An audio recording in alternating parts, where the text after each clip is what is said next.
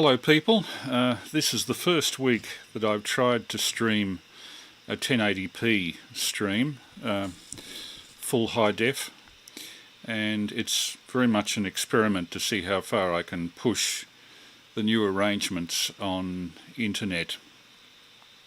Over the last couple of weeks we've had the NBN techs out fixing some poor terminations on the cable that links our modem to the cable in the street which goes to the corner and interfaces with fibre. On top of that, the NBN tech recommended that we get a new modem, which we've got from Optus. So now, with a great deal of hope and very crossed fingers, we're streaming on 1080p with better audio quality and better picture quality than ever before, and I can only hope that the stream doesn't go down. But tonight we have a couple of interesting items I think you'll find, particularly if you have an interest in New Zealand or radio in New Zealand. And at 9:30 we open on 147.475 megs down there. I'll just check that I've got streaming. It seems that everything is working all right for a change. Okay. Well, it's 9:30. I'll put the headphones on which monitor off VHF and we'll go to air. Hello, this is VK3 Alpha Mike Lima on 147.475 megs with the usual Saturday night transmission. Tonight, two items on radio in New Zealand and video coverage in 1080p on the YouTube live stream, so hopefully that'll work out well. If you want to tune in to our video component, please Google VK3AML 16 October 2021. That's VK3AML 16 October 2021. And that'll take you to the video component of what we're transmitting on our test transmission tonight. As I mentioned on the stream a few moments before going to air, we had the NBN techs out here over the last couple of weeks. They have installed a new line, a whole newly terminated line between our modem and the line in the street, because they found that there were several poor terminations causing intermittent contact, which I kind of suspected with our intermittent upload, causing our video stream to go wonky on live stream.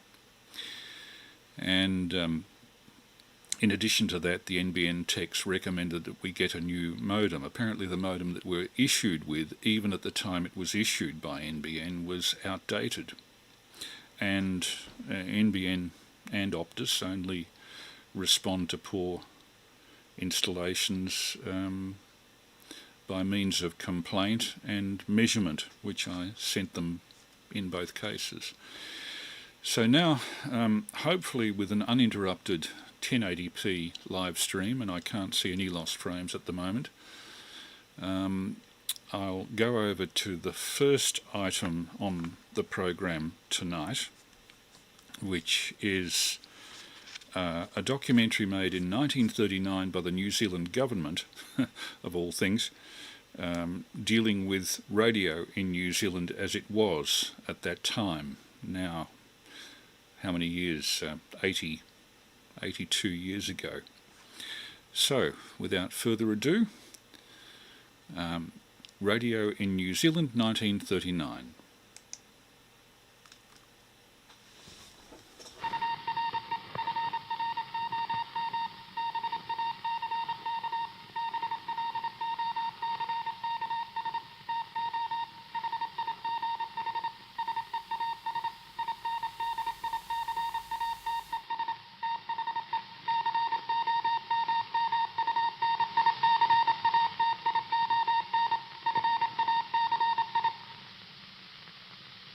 Outside the principal post and telegraph offices throughout the Dominion, and featured also in the daily newspapers, will be found a list of ships at sea which are in radio communication with the coast stations operated by the New Zealand Post and Telegraph Department.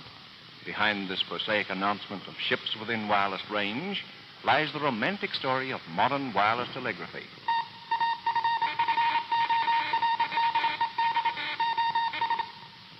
In the early days of radio, effective communication was limited to 200 miles during the day and about double this distance at night.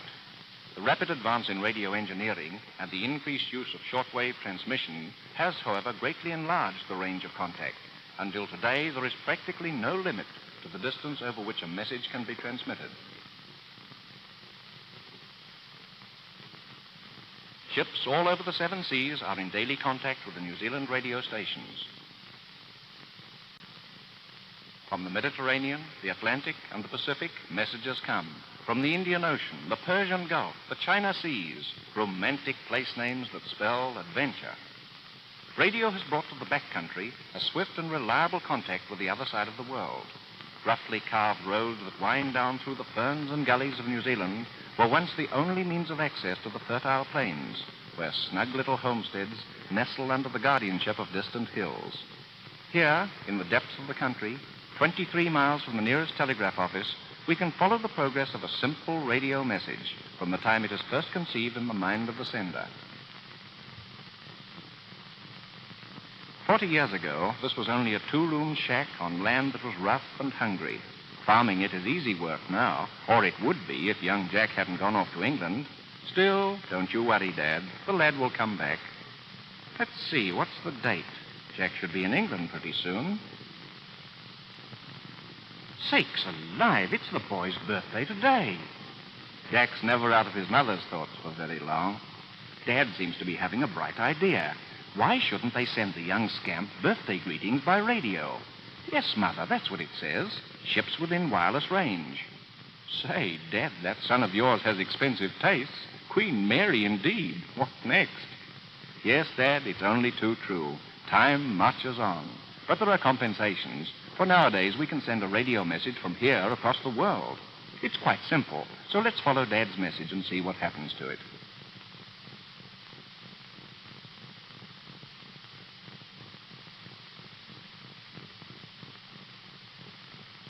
Here's the other end of that telephone conversation, the local post office. Pardon me, I should have said the nearest post office. The local operator accepts the message by telephone and records it on the usual telegraph form. Pardon the gentleman's surprise, but this is only a country office and he doesn't get a radio for the Queen Mary every day. After writing out the message, he checks it back with the sender to make sure it has been correctly received. At the earliest opportunity, the greeting that is shortly to be flashed to the other side of the world is transmitted by Morse to the nearest provincial center. In case you should think otherwise, this is normal transmission and not nervous excitement. The operator at the provincial office receives the message on a Morse sounder.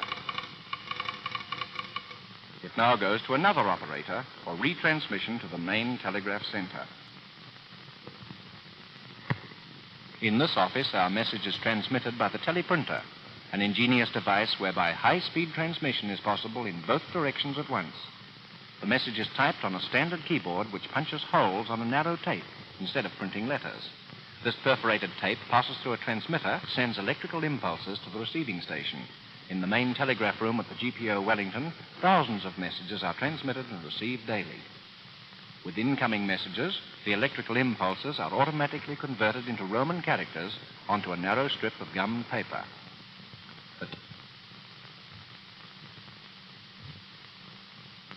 Here is our message as it is received at Wellington. All the operator has to do is gum the message on a standard form as it comes from the machine, and it is ready for transmission to one of the coast stations. The New Zealand Post and Telegraph Department operates 3 such stations for the transmission of radio messages. Radio ZLW Wellington is situated high up on Tinakori Hill, a point that commands a fine panorama of the city, spreading itself over the surrounding hills.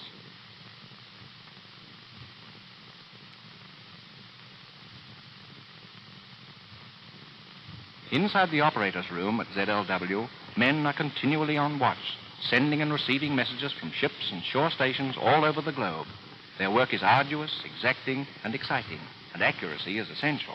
From here are sent out weather reports, shipping news, and other topical information. Radio-telephone communication is established with lonely islands in mid-ocean.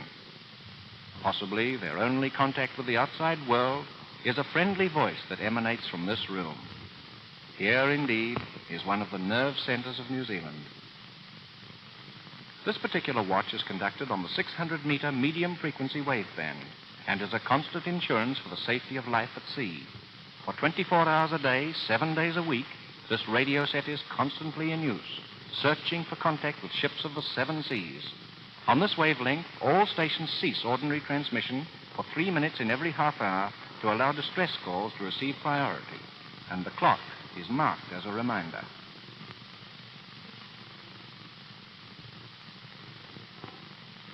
Alongside the 600-meter operator is the aviation panel, where men are in constant touch with airports and all aeroplanes equipped with radio. As commercial planes working to a fixed schedule pass overhead, the operator speaks to the pilot by means of radio telephone, giving weather reports and other vital news. Other airports are contacted, and valuable information is collected and passed on to airport officials throughout New Zealand.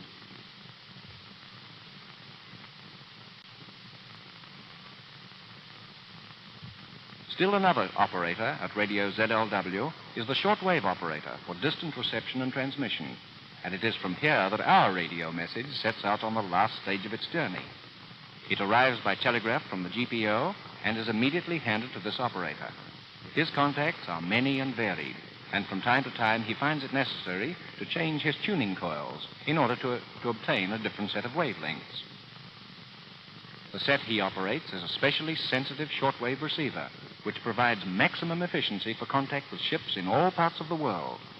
Every vessel has international radio call letters assigned to it, and at a prearranged time, the operator commences to call the required vessel. The telegraph key controls a powerful transmitter situated in another building some little distance away in order to prevent interference with reception. In this room are a number of different types of transmitters, each supplying the energy for the various radio services controlled by the operators in the other building. In addition to those constantly in use, there are spare transmitters that can be brought into service at a moment's notice. The actual amount of electrical energy which is used up in sending our message is equivalent to that used in the average domestic electric radiator. From the transmitter, the energy is delivered to the shortwave aerial by means of a power line.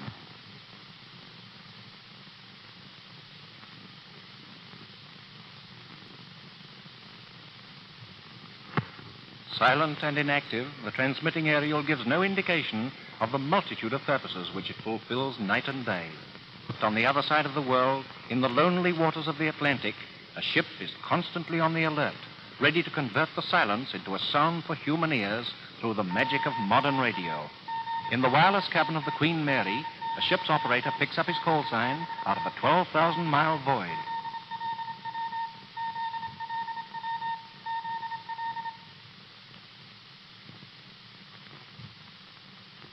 A few adjustments, a brief acknowledgement on his transmitting key, and contact is established.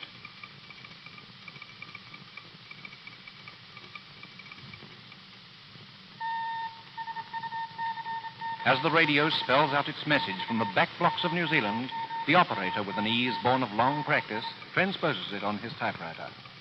After acknowledging the message and signing off, he places it in the regulation envelope.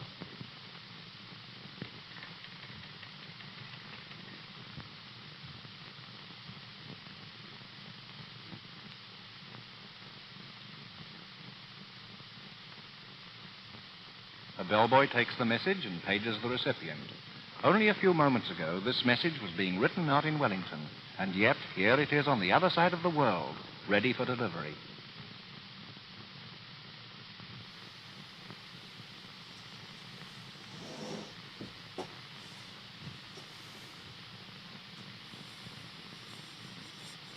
The modern marvel that is radio telegraphy has made this miracle possible. And to the comfort of an up-to-date luxury liner, it brings recollections of other times, other places, and other people, telescoping days into minutes and bridging the gulf that separates the countries and peoples of the world.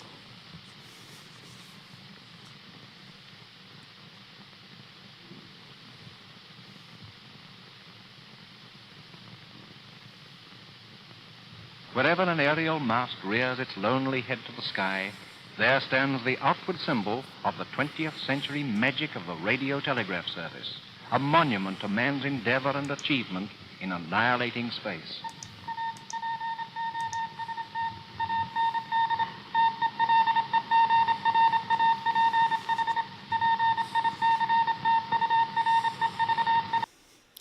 Well, so much for New Zealand radio 80 years ago. I had the opportunity of going to New Zealand with Mike Groth, VK7MJ, in 2019, in February 2019, and we took 4K video recording equipment, and I've edited up sequences that we recorded while touring with not only Mike 7MJ, but Murray Hely ZL3MH from the Canterbury radio group of NZART, who very kindly ferried us around a bit, and Dave 3ASC was also present for part of this trip.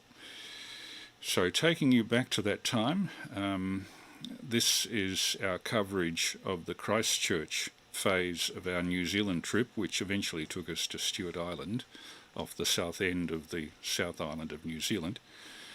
And I just have to bring that up here and switch it on and do a commentary. To Christchurch from Melbourne with Mike Groth, VK7MJ, and Murray Hely ZL3MH. This is Mike 7MJ and myself just before the trip. We departed from Tullamarine, as you can probably see here, very early in the morning. It was a 2.5 to 3 hour flight, not in planes as big as that one, I might add. By the way, this is the first time I've streamed 1080p from a high quality source, so I hope this is coming through okay. I can't see any drop frames, so it looks like it's a success for a change. A very busy Tullamarine in the days before the lockdowns, almost forgotten. Let's hope it gets back to this eventually, but I wonder if the days of low-cost plane travel have gone completely. Only time will tell. There are our crew, pilot and first officer, seen through the front windows of our plane, and of course I had to include a selfie. The view from my seat, I was quite surprised at the amount of automation of the television panels on the seat in front of us. You'll see here we were welcomed aboard, and we had a series of instructions with all sorts of menus available to us, including weather, flight map. Mike was quite impressed too, as you can hear in the background. There's the flight map, taking off from Melbourne, flying over the Bass Strait Islands and then across Mount Cook into Christchurch.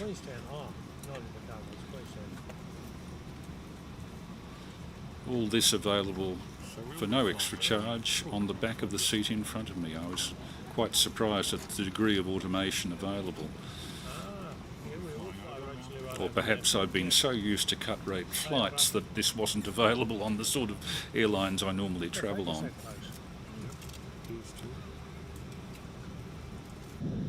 Taking off at 9:03 from Tullamarine on the northern runway, I think it was. Don't think you're supposed to film this, but anyway we did. And full flaps, as you can see on that starboard wing. That's the town of Bulla we're flying over, with Jackson's Creek down below.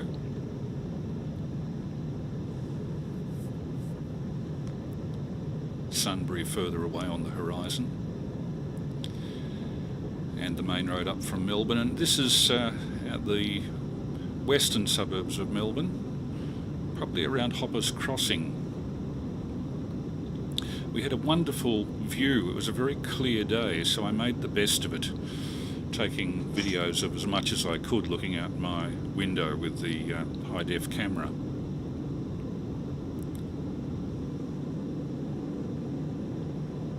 That's Werribee, and on the left the Werribee South Farms, Werribee River winding its way to Port Phillip Bay through the middle of that shot, and the famous Werribee sewage farm in the distance.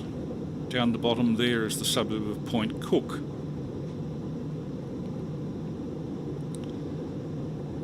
To your left, if you look at that sort of a cross, that black cross, that's the landing field for the old Point Cook aerodrome, where military aviation in Australia began back about 1913. There's a nice view of the whole of the west of Port Phillip Bay, and a close view of the Point Cook RAAF aerodrome with a lagoon next to it.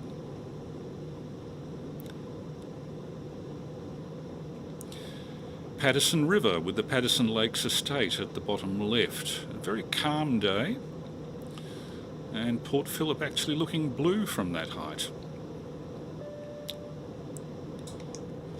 The industrial area on the lower left is Carrum Downs, and you can see if you're watching our video stream on VK3AML 16 October 2021, you'll be seeing all of this in 1080p high def this week. Tooradin on the left there, Quail Island, quite extensive mangroves around the north side of Western Port Bay. Crib Point, Stony Point. There's Tooradin at the bottom there. We're making our way across Gippsland to the east. French Island and Phillip Island beyond on the left. Leongatha. I'd say hello to Anthony VK3JIA, but I think he occupies a little bit less than 1 pixel on this image. Leongatha and Curramborough seen together. And now Port Albert on that point in the middle of the picture, with Snake Island on the left. If you look at the sandbanks there, they're called Clonmel Sands. That's the way we took a boat out to Deal Island at the start of this year. An aerial view from about 30,000 feet, so it all looks like an aerial map. Port Albert in that point at the right. We're moving out into Bass Strait. Our last view of any land from Australia was this, Hogan Island, which is off Wilson's Promontory, about halfway out to Deal.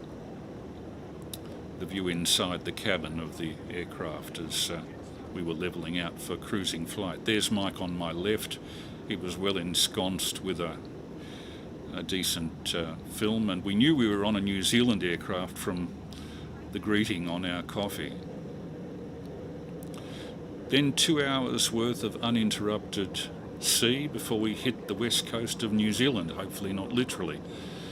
But this was our first view of the rope-like meanderings of the streams produced by glacial melt, which we don't see in Australia.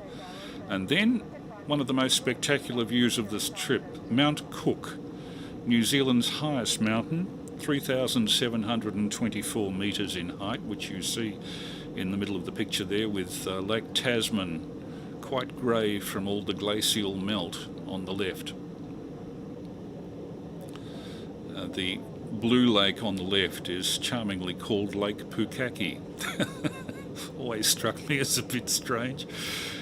And there are the Southern Alps of New Zealand. We go over those. They're extremely wet on the seaward side and incredibly dry because of the rain shadow effect on the other side, until you get into the Canterbury Plains outside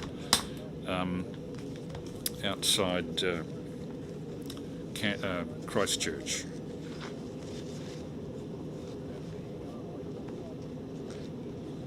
Yet another one of the east leading rivers, with the Canterbury Plains beyond. And this is coming into Christchurch with the Port Hills in the background. They divide Christchurch from Lyttelton, Christchurch's main harbour. Hedgerows everywhere. It's very English in its influence. A lot of them are imported European trees that you're seeing there too. Most houses are of timber construction, this being an earthquake-prone area.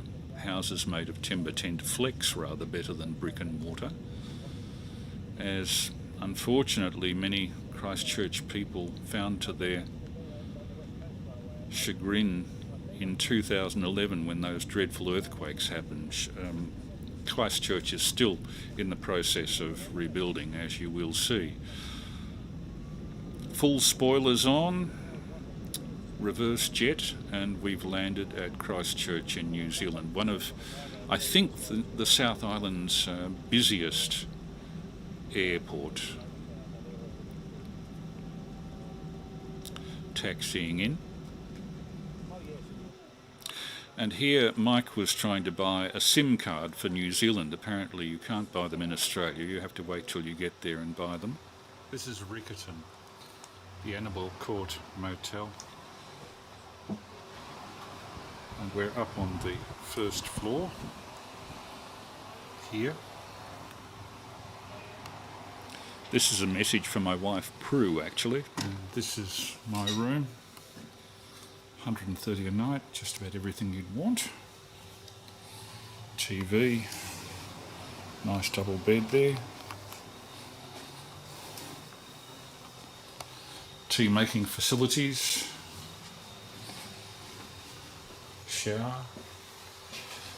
And toilet. Now,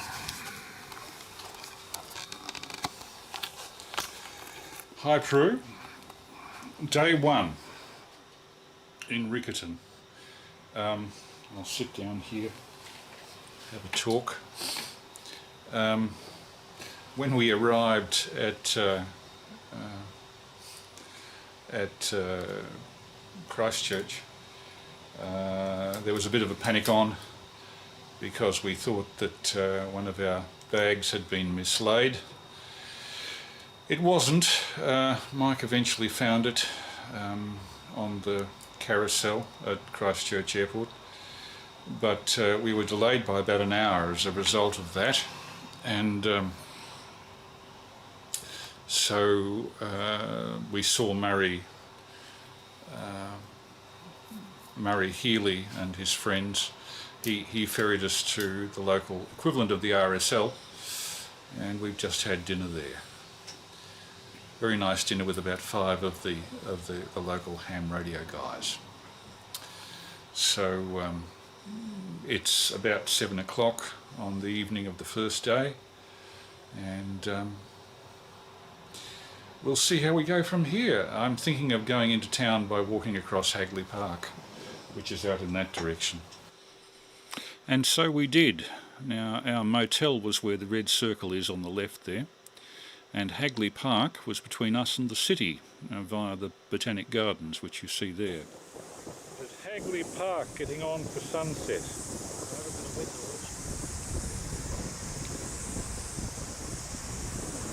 Very loud cicadas were chirping, as I recall.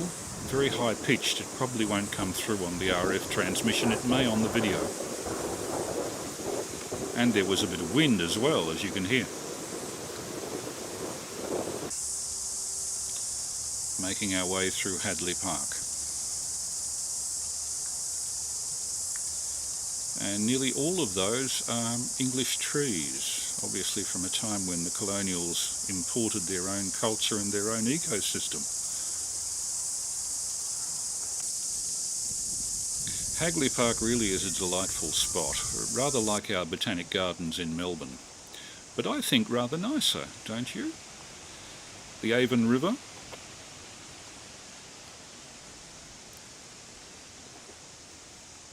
There's Mike having a bit of a peer at them. Some of the ducks were a familiar species like the Australian black duck, but there were quite a few of different colours and varieties that I hadn't seen before. This is the duck population giving us the, if you'll pardon the expression, the arse, looking around for worms at the bottom of the river. Worms and fish and crustaceans.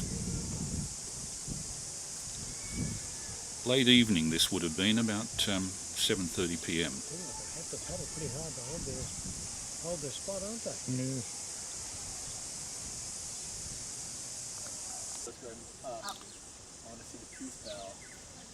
And then across the river into the Botanic Gardens. Those of you who are into bird watching will see that there are quite a few types of duck here that none of us in Australia ever see. I'm no expert, I don't know, but anyway, there you go. The rain gauge in the local weather forecasting bureau, and this is the conservatory in the Christchurch Botanic Gardens. Unfortunately, we got there a bit late. We could only peer through the window.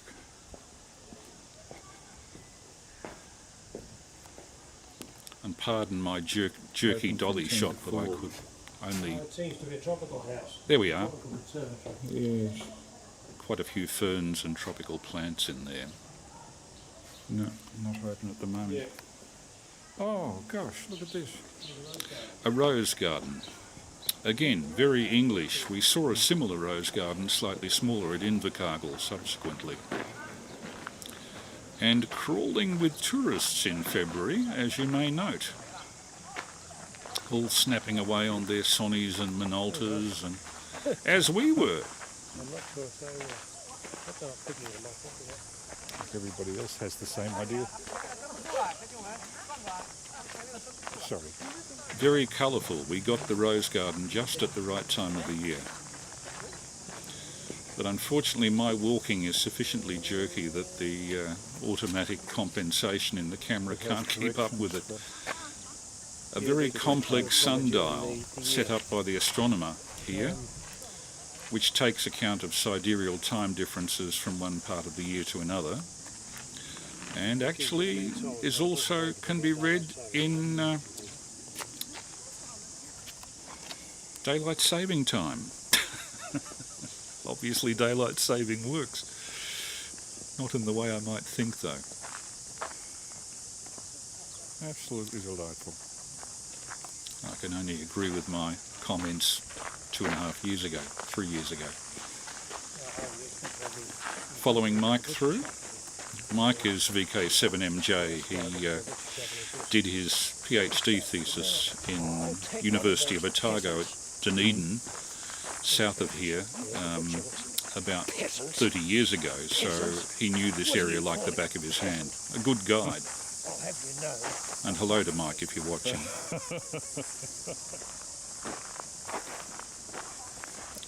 A footbridge over the Avon River.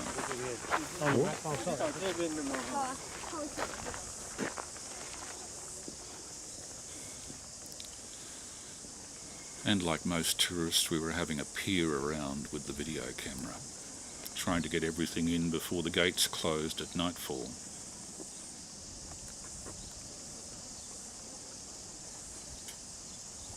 Completely different look to it to anything in Australia, as one might imagine. I think Christchurch is about a level with the latitude of Hobart, so it's actually quite a cool climate. Wellington's about level with Melbourne. And of course Dunedin and Invercargill are further south than any landmass in Australasia, including Tasmania. On our way into town, the Canterbury Museum. We'll see a lot more of that later on. They have some wonderful Antarctic collections in there. Remnants of the expeditions of Shackleton and Mawson, and of course Robert Falcon Scott.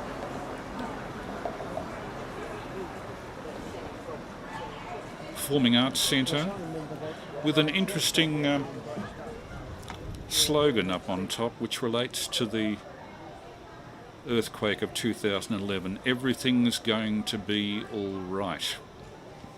That's typical of the Christchurch spirit.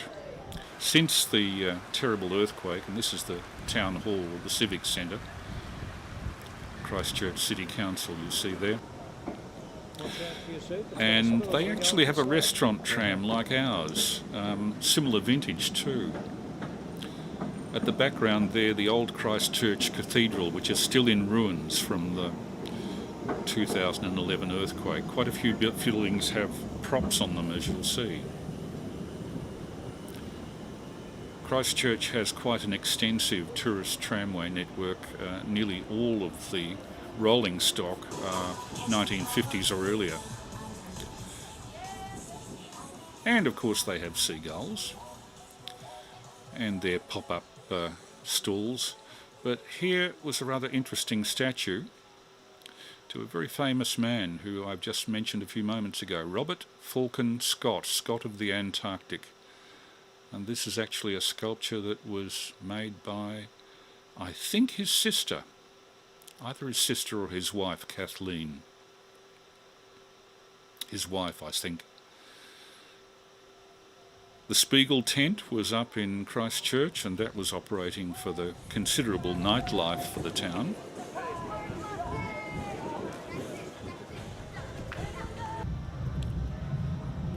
Everywhere you see these plans for new buildings as the old buildings are removed.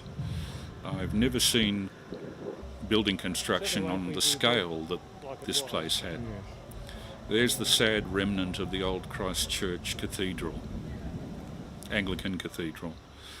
Now the only creatures inside it are pigeons.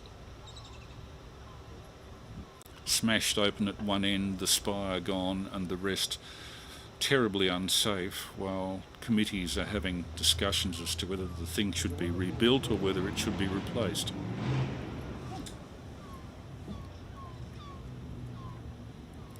That's probably the saddest remnant of the 2011 earthquake. Used to be the centrepiece of the city. And now we're making our way to their equivalent of Carlton. And you can guess where we are. Yes, it's New Regent Street. We told you we'd get back here, and it's close to nightfall. So come on, have a look. And this is New Regent Street in Christchurch. This is Christchurch's answer to Lygon Street, Carlton.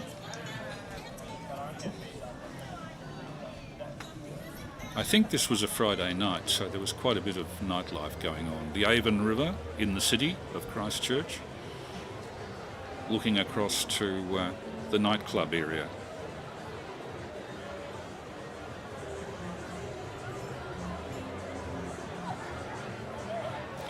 And I must say the 1080p stream is holding up well. We haven't had a single lost frame detected so far. There's the Door Beach on one of their nightclubs. Quite a few nightclubs there, actually. We didn't partake. After a long day, we didn't feel up to it. Local war memorial. And then the next morning. Right. Beautiful Sunday morning in Christchurch. Riccarton Road. Yep. Story. See that sub there? And that's Murray Hely's voice in the background. And they were strengthened before the earthquakes. We'll park here and go for a walk. Okay. Yeah. Well, it's that you see a lot more on foot anyway. That's the cardboard cathedral. That's A-frame there. That's the temporary replacement for the Anglican Cathedral, that A-frame building on the right. Literally, a lot of it's made of cardboard. So that's the replacement for the Christchurch Cathedral there? Only temporary. Okay. No, I'm just... On the left was the old television centre. The building collapsed, pancaked with a great loss of life. So this is now a memorial garden, a bit like the Twin Towers site in New York. So that housed Canterbury TV, but then there was all these universities and people.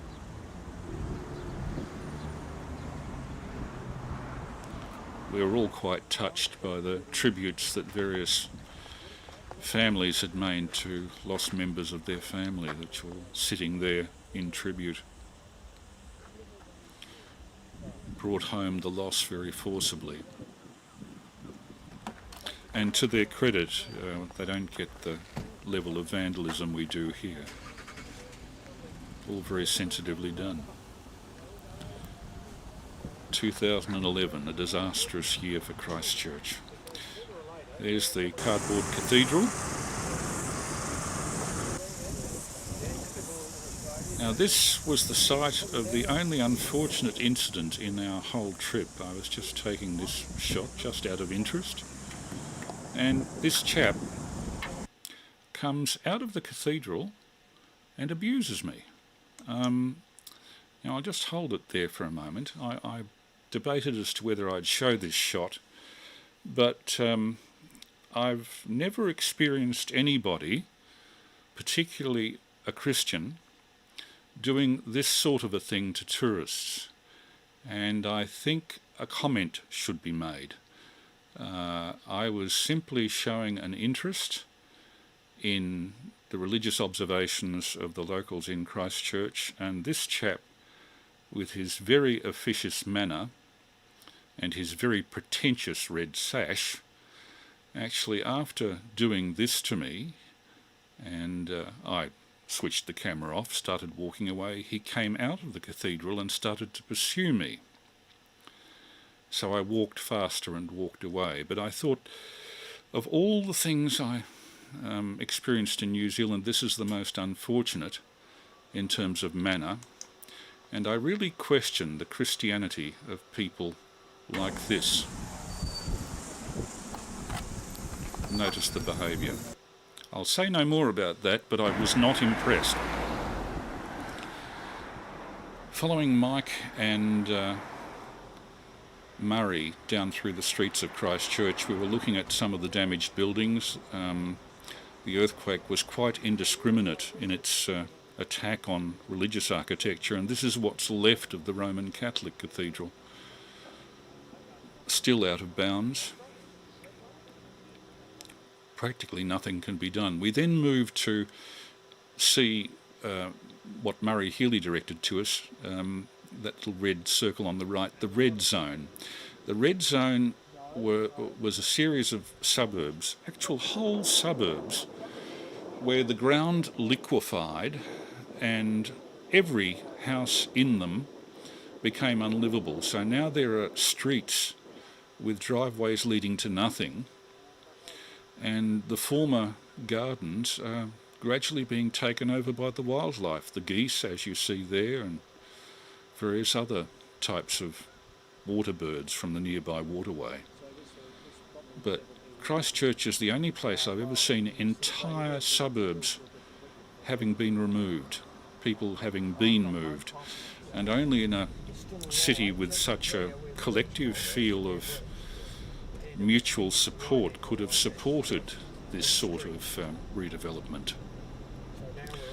Now we're moving down to the Heathcote Valley, the Port Hills. And these are the Lyttelton Hills. Basically, Port Hills.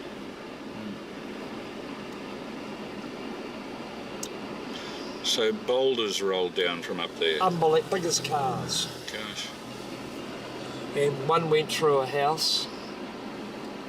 Hopefully not with anybody sitting in it. Yeah. Oh dear. And from there we went to the Ferrymead Historical Park, which is the Christchurch's answer to Sovereign Hill. They have extensive historical displays and their own broadcast station on AM.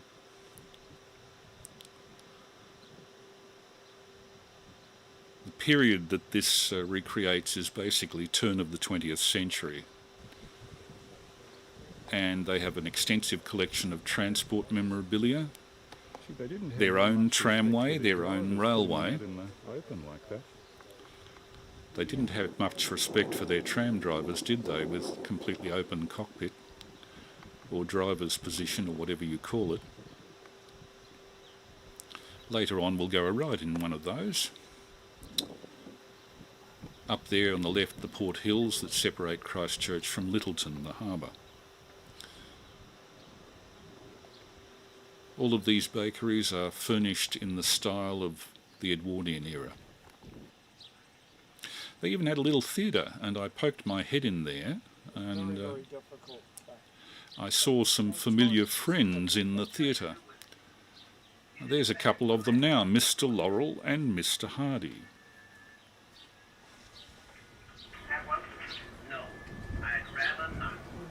He certainly would.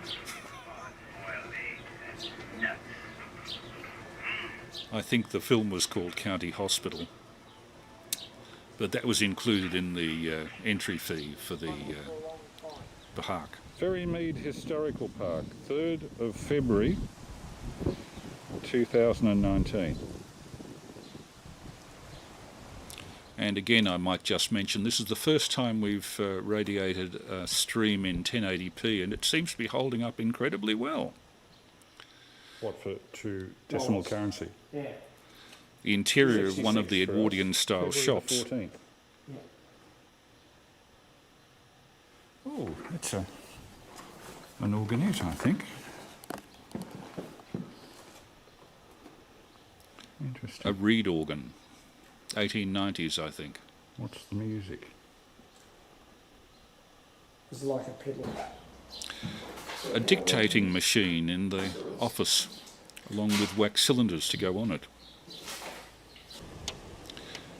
And they even had on display an early model telephone exchange with uniselectors. Heaven knows what the mask was for. Together with some For nothing. interesting phones. In the 70s. The substation used heritage equipment too, and this actually powers the tramway and railway in the Ferrymead Historical Park. Murray had actually worked on some of this in years gone by, so he was able to tell us a bit about the operation of all this switchgear and transformer gear.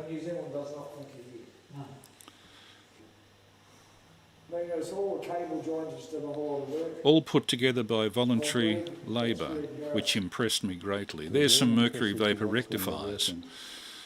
I've only ever seen them working once before, and that was in Russell Place in Melbourne, under the ground. But when they start up, it has a timer that flicks it in there. And then Mercury arc rectifiers, 3-phase. Vaporizes into those big bowls and It's usually 6 phase when they spent, but DC switchgear. More switchgear you can build motorways, even LA does it. Build motorways and some high current switches. another one.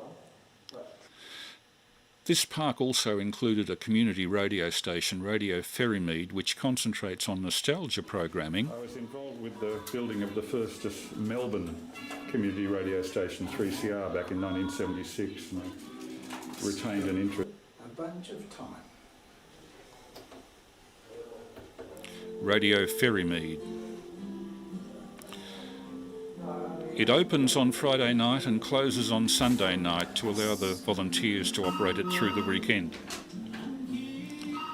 A part-time radio station, quite an interesting concept. Doesn't operate during the week because too many of their people are tied up with work.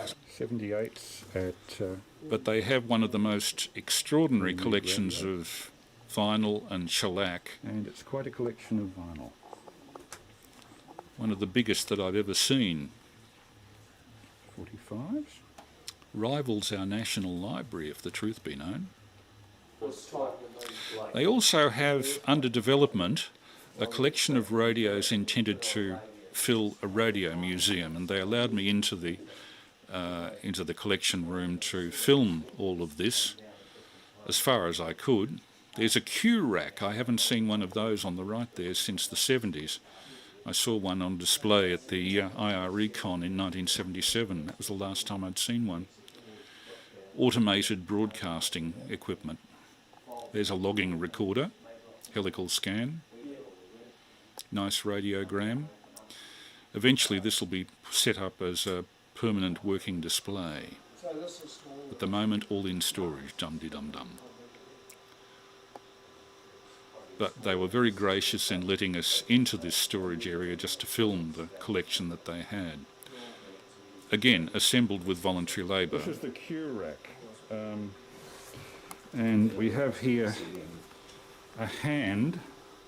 Mechanical that used hand. to take these Spotmaster endless cassettes and put them into a machine. Not sure where the machine was. Down the bottom. Down the- Layers were at the bottom. Down the bottom there. Six in that of them. bottom rack. But I haven't seen one of these since the mid-70s, so finally we get one on film. in New Zealand of all places. Gosh. And of course they had disc recording lathes on hand. 16-inch diameter turntable for the 16-inch transcription discs. Bit dusty.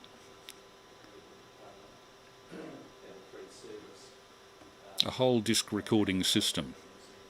Recording head on the right and the examining microscope on the left with an illuminator.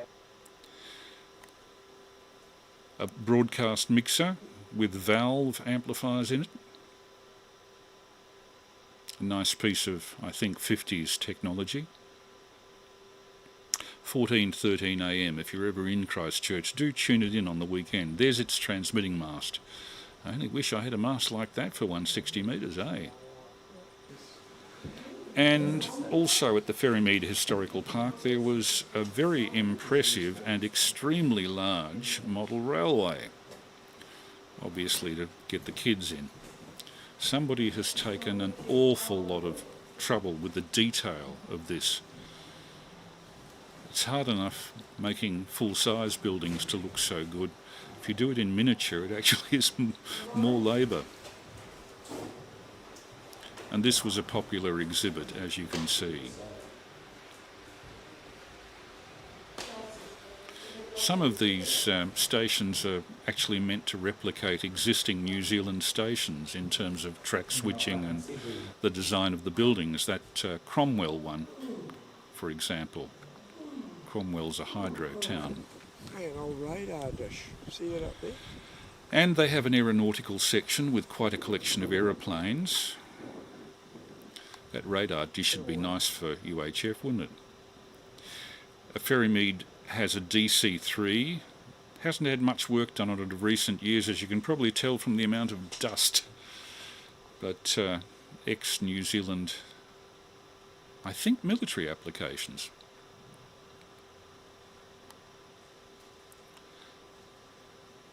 General view of the aviation area. There were quite a few aviation museums in New Zealand. A very good one at the Museum of Transport and Technology in Auckland, in the North Island, and there's another one at Ashburton, south of Christchurch. Rather bigger than this, actually. New Zealand National Airlines. Pensioned off. New Zealand being at the end of the line, as it were, in terms of distribution, tends to keep a lot of its historical material, not throw it out. Now, this was probably the most extraordinary and unusual section of the museum. This is every firefighting appliance that New Zealand seems to have had since the inception of firefighting in the late 19th century. Solid rubber tyres on that huge truck on the right there. Leyland, a bit bigger than a Mini.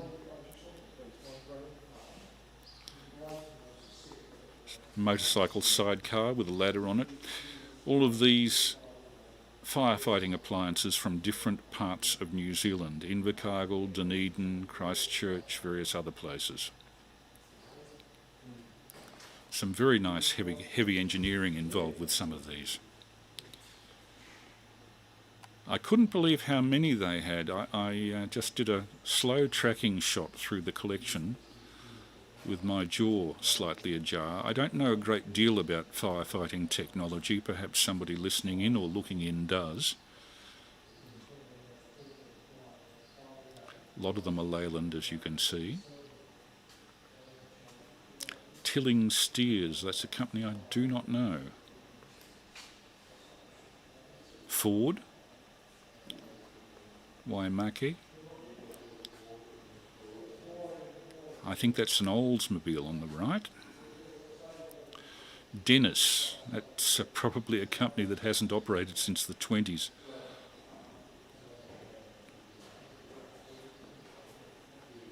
Looks a bit like a Morris, but I'm not sure.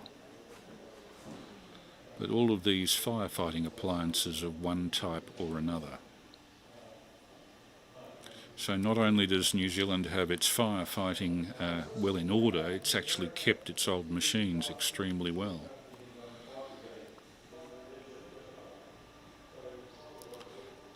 and there's a living exhibit.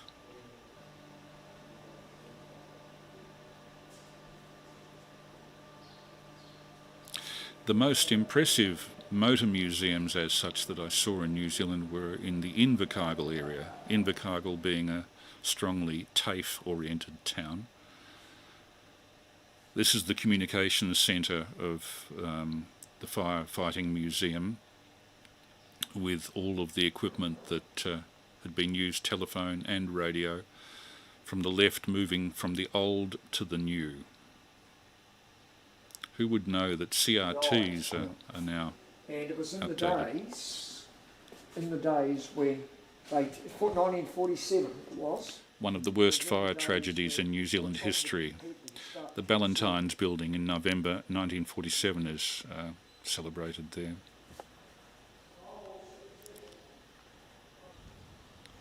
Outside again, various other pieces of New Zealand farming technology. As I say, this is very much the parallel of Sovereign Hill in Ballarat, New Zealand style. They have their own rail lines, they also have a tram line. The guy with the beard there is one of the tram drivers. Steam trains and stuff here at one stage. Christchurch tramways, and we're about to go on a very old electric tram, probably dating from about 1900 or the first decade of the 20th century.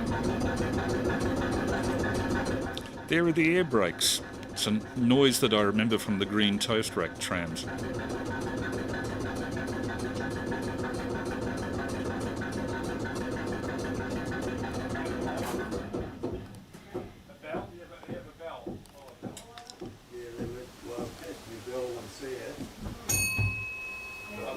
He's got one bell. The water payment, they pay with it now before we move. Yeah.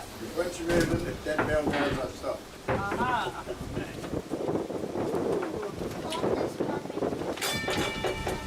And we're off. This is about 1.5 kilometres of line that they have to demonstrate their old tramway equipment, and it gives visitors a good view of the local scenery as it moves around. This is VK3AML with a test transmission on 147.475, as well as a YouTube live stream in 1080p, which you can find by dialing VK3AML 16 October 2021. That's VK3AML 16 October 2021 for our YouTube live stream of this, which is a ride on a Christchurch tram at the Ferrymead Historical Park, of which I shot video about 3 years ago, 2019. I was being shepherded around this park by Murray Hely ZL3MH, and Murray, incidentally, is one of the very few amateurs I've met who actually built a modulated light communication system after our initial tests back in about 2005 with very high output LEDs and photodiodes. He built a similar system in Christchurch and tested it over about a 10 or 20 kilometre range. But the number of people involved in Christchurch were not sufficient to keep the activity going. Great pity. And we're travelling north on a Christchurch tram, electric tram, powered by the vintage electric plant that we saw earlier. There's Murray with his gangster glasses on. Very great thanks to Murray if he's listening for organising this. I was not expecting this at all. Bit difficult to hold the camera steady when the tram was jerking around a little bit. All the track work, all of the driving, maintenance is all done by voluntary labour.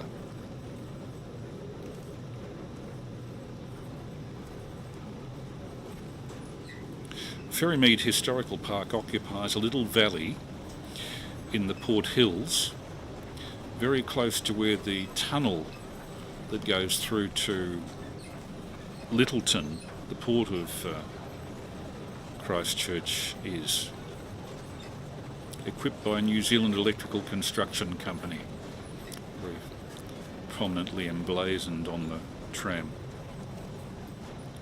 You can imagine that driving one of these trams in an open cockpit, as it were, was very nice sort of a job to have in good weather in February, such as we have here, but imagine it in July. I imagine that during winter they must use rolling stock with an enclosed driver's position. This is as far as it goes. This is their tram sheds, about a kilometre away from the rest of the historic park. And there's one of the double-decker trolleys that they've got, still operating.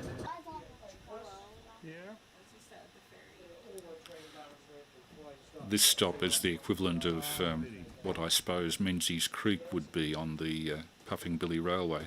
To change directions, the driver takes the jockey pole around from one end of the tram to the other, puts it back on the line, and he gave me a demonstration of how it all worked. The controls, simple as they were. Air brakes there. Yep. That's your main key, Yep. and it's either forward or reverse. Right. And the throttle That's your main control, that one there. right. That's controlling the resistors underneath. Yeah. Okay. Gotcha. And away we go towards the Port Hills. I should add that the 2011 earthquake epicentre was under the Port Hills for one of the major earthquakes. So there was a lot of damage to a lot of the houses around here. How they kept the rail lines and the tram lines intact is anybody's guess. But the houses certainly didn't come off so well.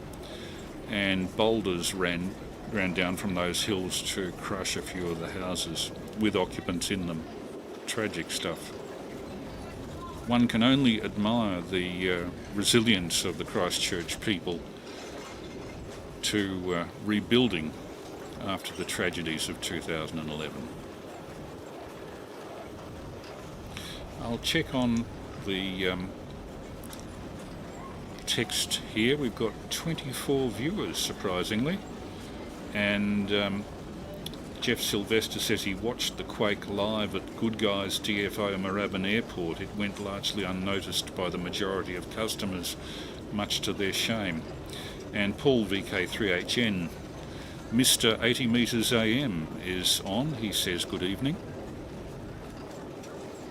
What year is this, Paul? It's February 2019, in those golden days before the lockdown when we could actually travel. And VK Pirate, thanks for the compliments on the 1080p. It seems that our internet troubles are over. Everything has basically been replaced. The NBN cable from the modem to the street, the modem itself, and the Ethernet cables in the house, all replaced. We did a lot of chucking out a few weeks ago, and obviously it's paid dividends. We now can reliably stream 1080 on Saturday nights. I am delighted, and I hope you're enjoying this these images of Christchurch, the historic tramway at the Ferrymead Historical Park. Coming up to an intersection, he has to, by law, ring the bell, I think. Ding ding! There we go. Bit of a wave to the people in the car. And we head back to the Ferrymead terminus.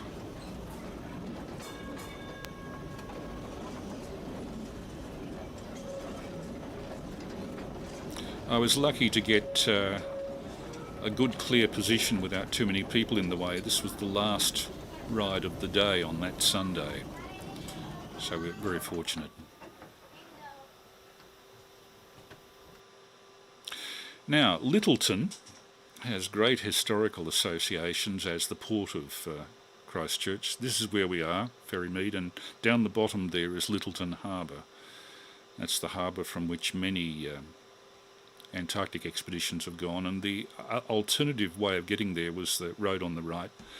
You have to, at the moment, approach Lyttelton through a tunnel, or by using gondolas, a sky aerial ropeway, which we're about to have a look at. Unfortunately, the aerial ropeway, the gondola way, had closed for the day, so we didn't get to see the lovely view over the top of the Port Hills. But you'll see the gondolas in a moment. That's the terminal building. And right up there on the hill is where the gondolas go to a lookout overlooking the port of Lyttelton. I'll just steady myself and zoom in. And there you can see the gondolas going up to the restaurant up on the hill. A bit like the arrangement they have at Queenstown, but a little bit less of a run. It's a bit like the gondola at Queenstown. And that is the jerkiest pan I think I've ever done. The Port Hills between Christchurch and Lyttelton. So we couldn't go there via the aerial skyway, so we went to Lyttelton via the tunnel from Queenstown. Tunnel goes through the Port Hills, undamaged by the earthquake. Rather surprising. It's a good couple of kilometres down here too, but I cut it short, and this is coming out on the southern side, on the Lyttelton side, to the historic Lyttelton Wharves. Banks Peninsula, those mountains on the far side.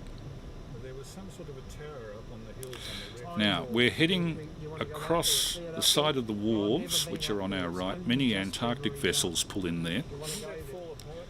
And the wharves are largely involved with the export of timber. You can see some of the timber stacks there on the right.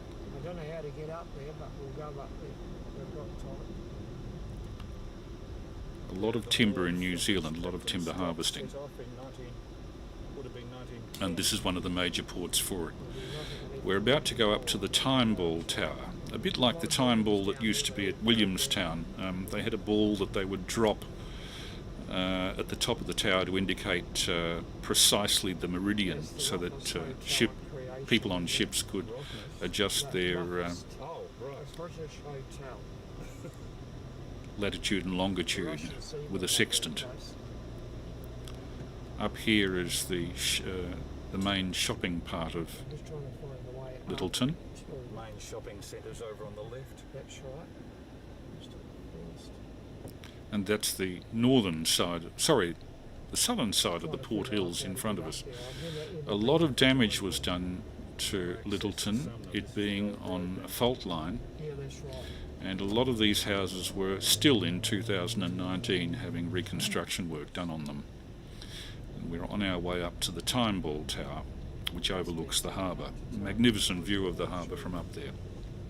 This is VK3AML testing on 147.475 and video streaming 1080p via YouTube live stream. These videos were originally shot in 4K, and in rendering them I've rendered them down to 1080p, but I don't think we've lost all that much in the way of quality. There's the time ball up ahead.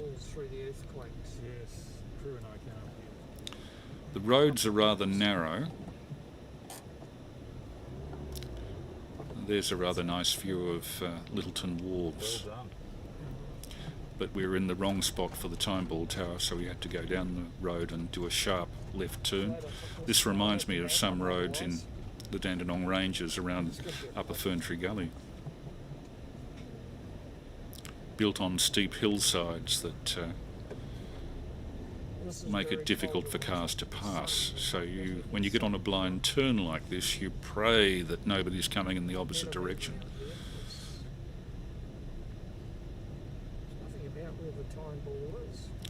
This road, the Sumner Road, was actually the alternative way into Lyttelton from Christchurch, runs along the coast. But at the time I took this, there were still major parts of the road that had fallen into the sea, and other parts that were blocked by boulders that had fallen from the hills that were literally the size of a house.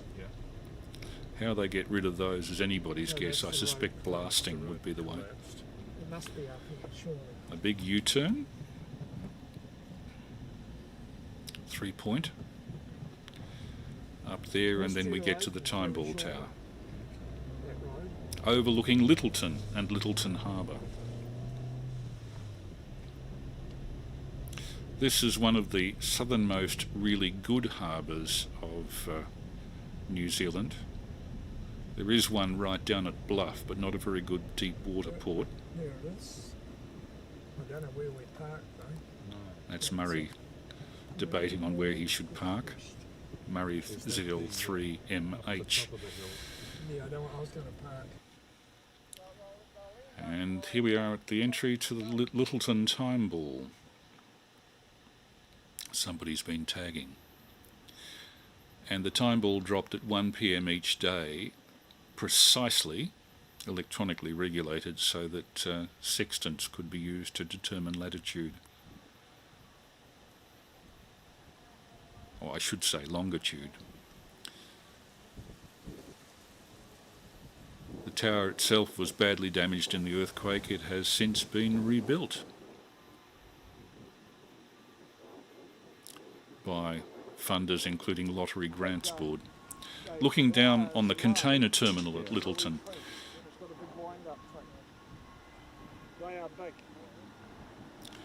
and there's the broad expanse of Lyttelton Harbour on the north side of the Banks Peninsula. Banks Peninsula on the far side. Good sheep country. There's the entrance to the harbour on the left, through which Shackleton and Scott and Mawson and others have passed through the various years. I was quite intrigued by the loading facilities that they have here. All sorts of mechanisms, heavy engineering, unique to these sort of facilities.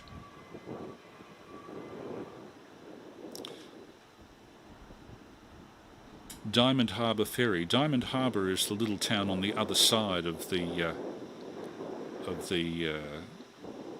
Lyttelton Harbour, which otherwise would take you a long time to get to by road.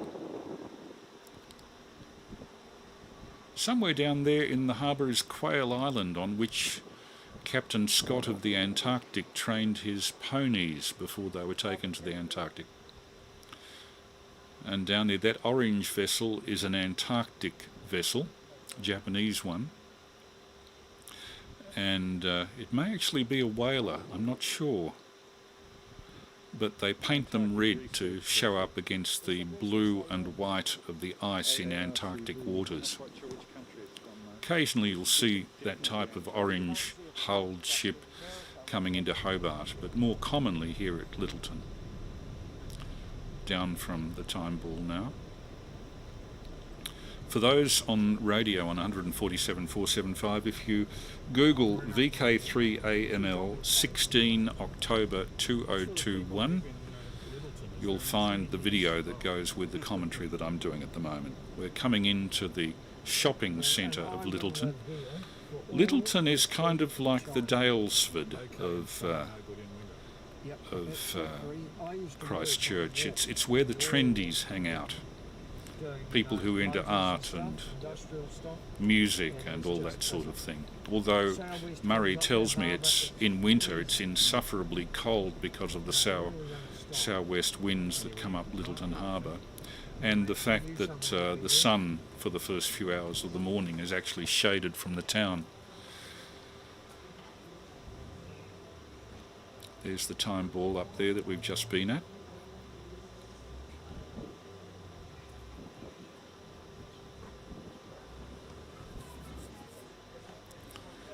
Very good fish and chips here, although the names of the fish rather left me cold. They have different names for fish there, hokey and brill, whatever they are. Blue cod. There's Murray. A general view of the main street of Lyttelton. You can, however, get meat pies there, which you can't get in America. And that pub brewery is one of the hot spots, so I determined that we'd try and get back there. So 2 weeks later, when Dave 3ASE was over and Mike 7MJ was with us, the four of us, Murray, myself, Dave 3ASE, you see there on the left, myself and Mike, all went for a pub meal. Rather a nice pub meal. This is the liquid lunch part of it. I wandered out onto the balcony and took a few general shots of Lyttelton from that high spot. That's looking east. And up there on the hill on the left there's a sort of a grey patch. That's actually the Roman Catholic cemetery. There we are. You can see the gravestones up there.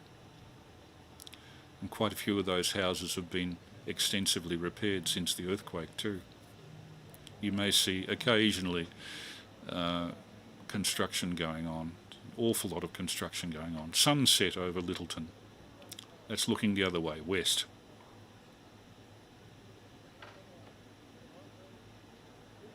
Pretty sort of a place. It's not at all as I was expecting. That's looking across to a repeater station on the Banks Peninsula on the other side of Lyttelton Harbour.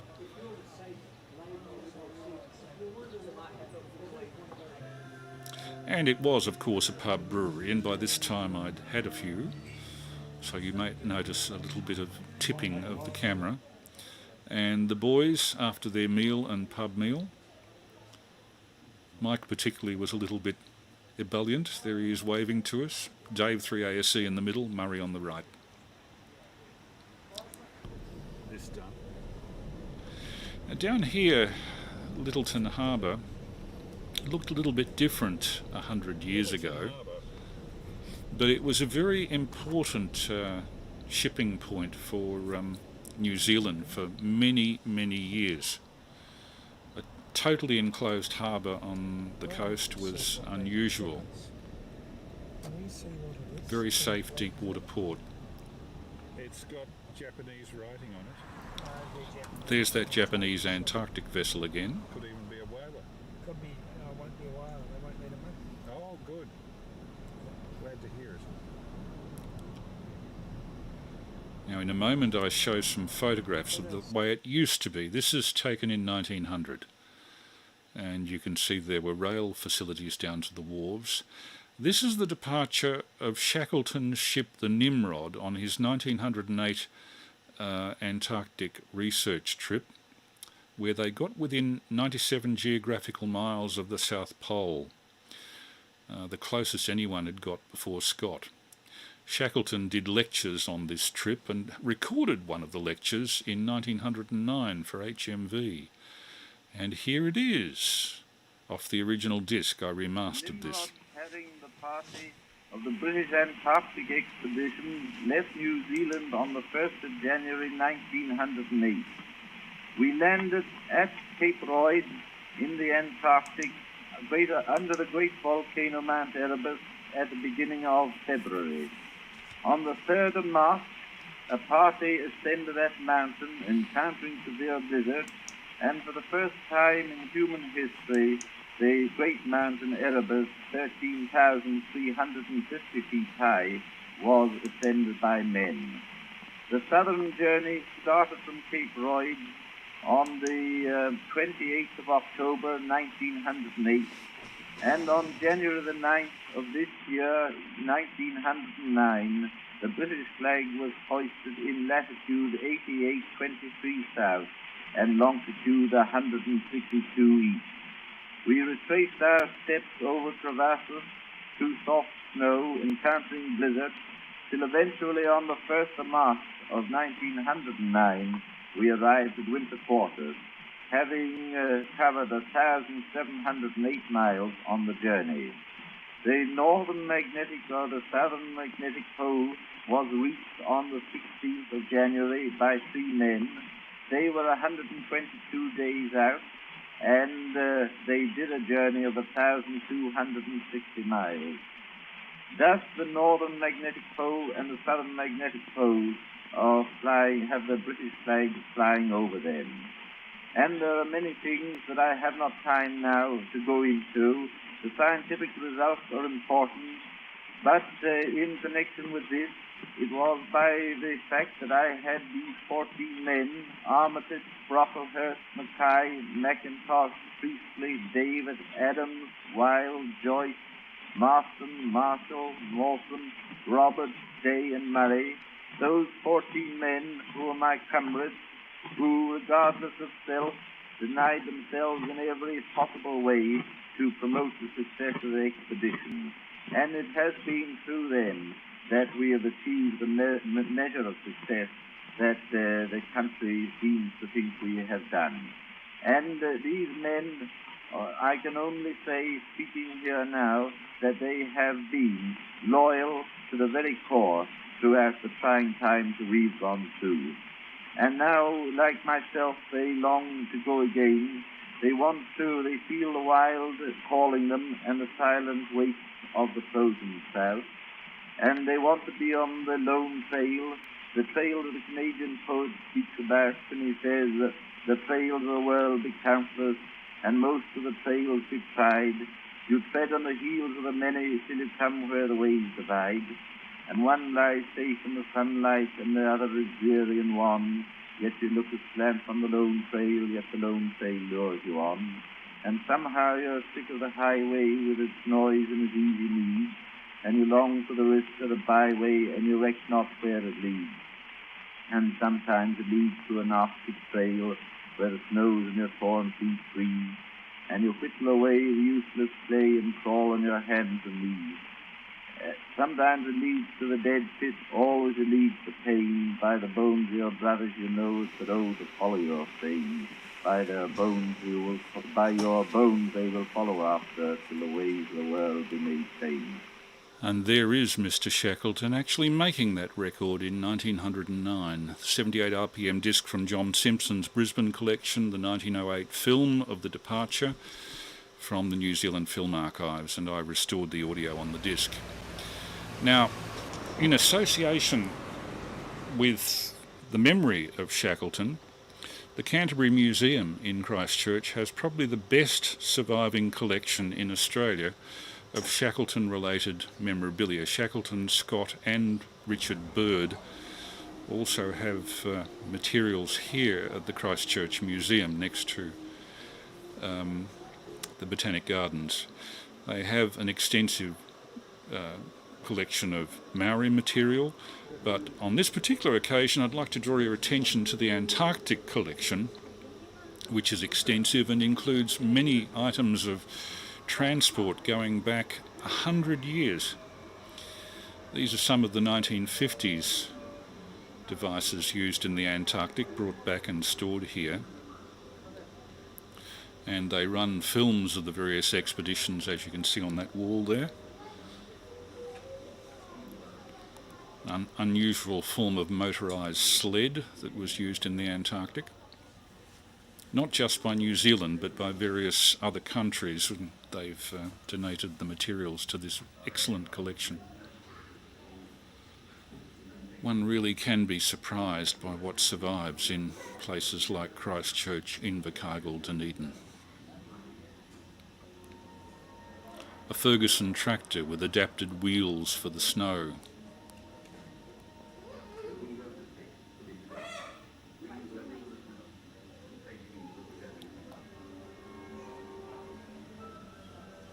I was pleased to see that so many people actually respond to the educational aspects of these displays. Scott Base in the Antarctic on Ross Island.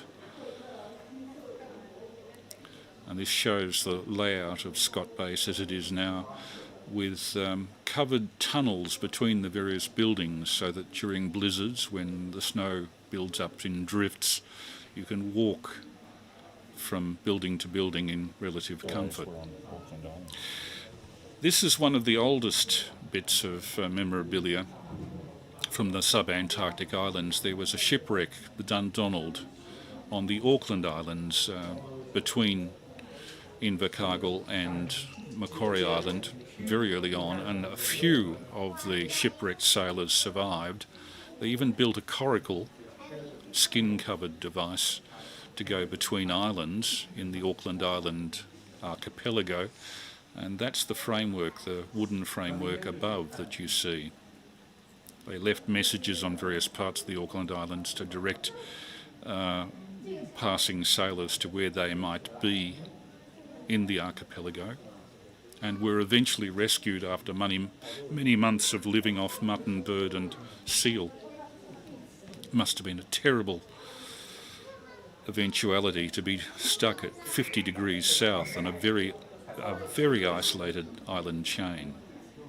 And those are remnants of the Dundonald survivors. They even made their own sealskin slippers, as you see there. Investigations in the Antarctic in current science, and here, of course, Sir Ernest Shackleton's bust overlooking some of the historical displays. Not just his bust either. Many of the remnants of the Shackleton Trans-Antarctic expedition from 1914 to 16 are here.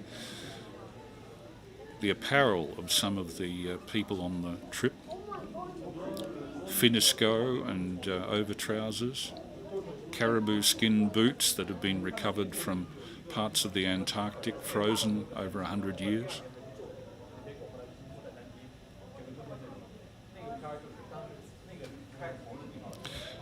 And how they kept themselves amused. They had packs of cards and dominoes and meat extract. That's from the 1917 expedition.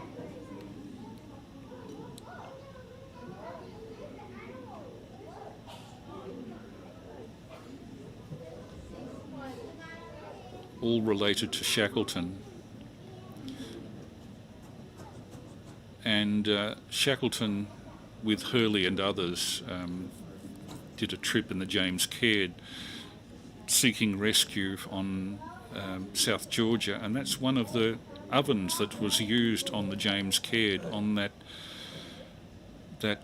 epic of exploration. A couple of the improvised stoves that were used at their camp, even some of the mittens that survived from that expedition. Drugs and lotions for the ailments. A box of unopened cigars from 1910. And some of this relates to the Scott expedition.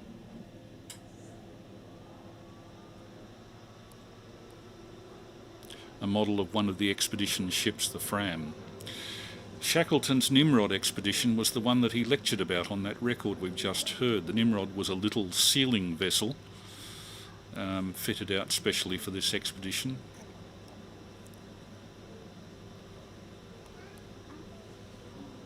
That sextant belonged to Eric Marshall, who shot the first Antarctic film, of which you saw the opening segments only a few moments ago, long before Herbert Ponting's film.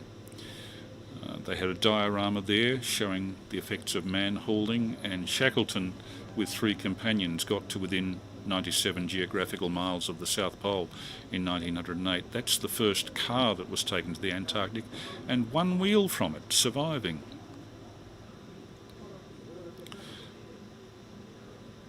And this motor tractor was tried in the Antarctic, remained there for over 100 years until it was recently extracted from an Antarctic frozen lake. Surprising amount remains from those epics of early Antarctic expeditions. The days of sail.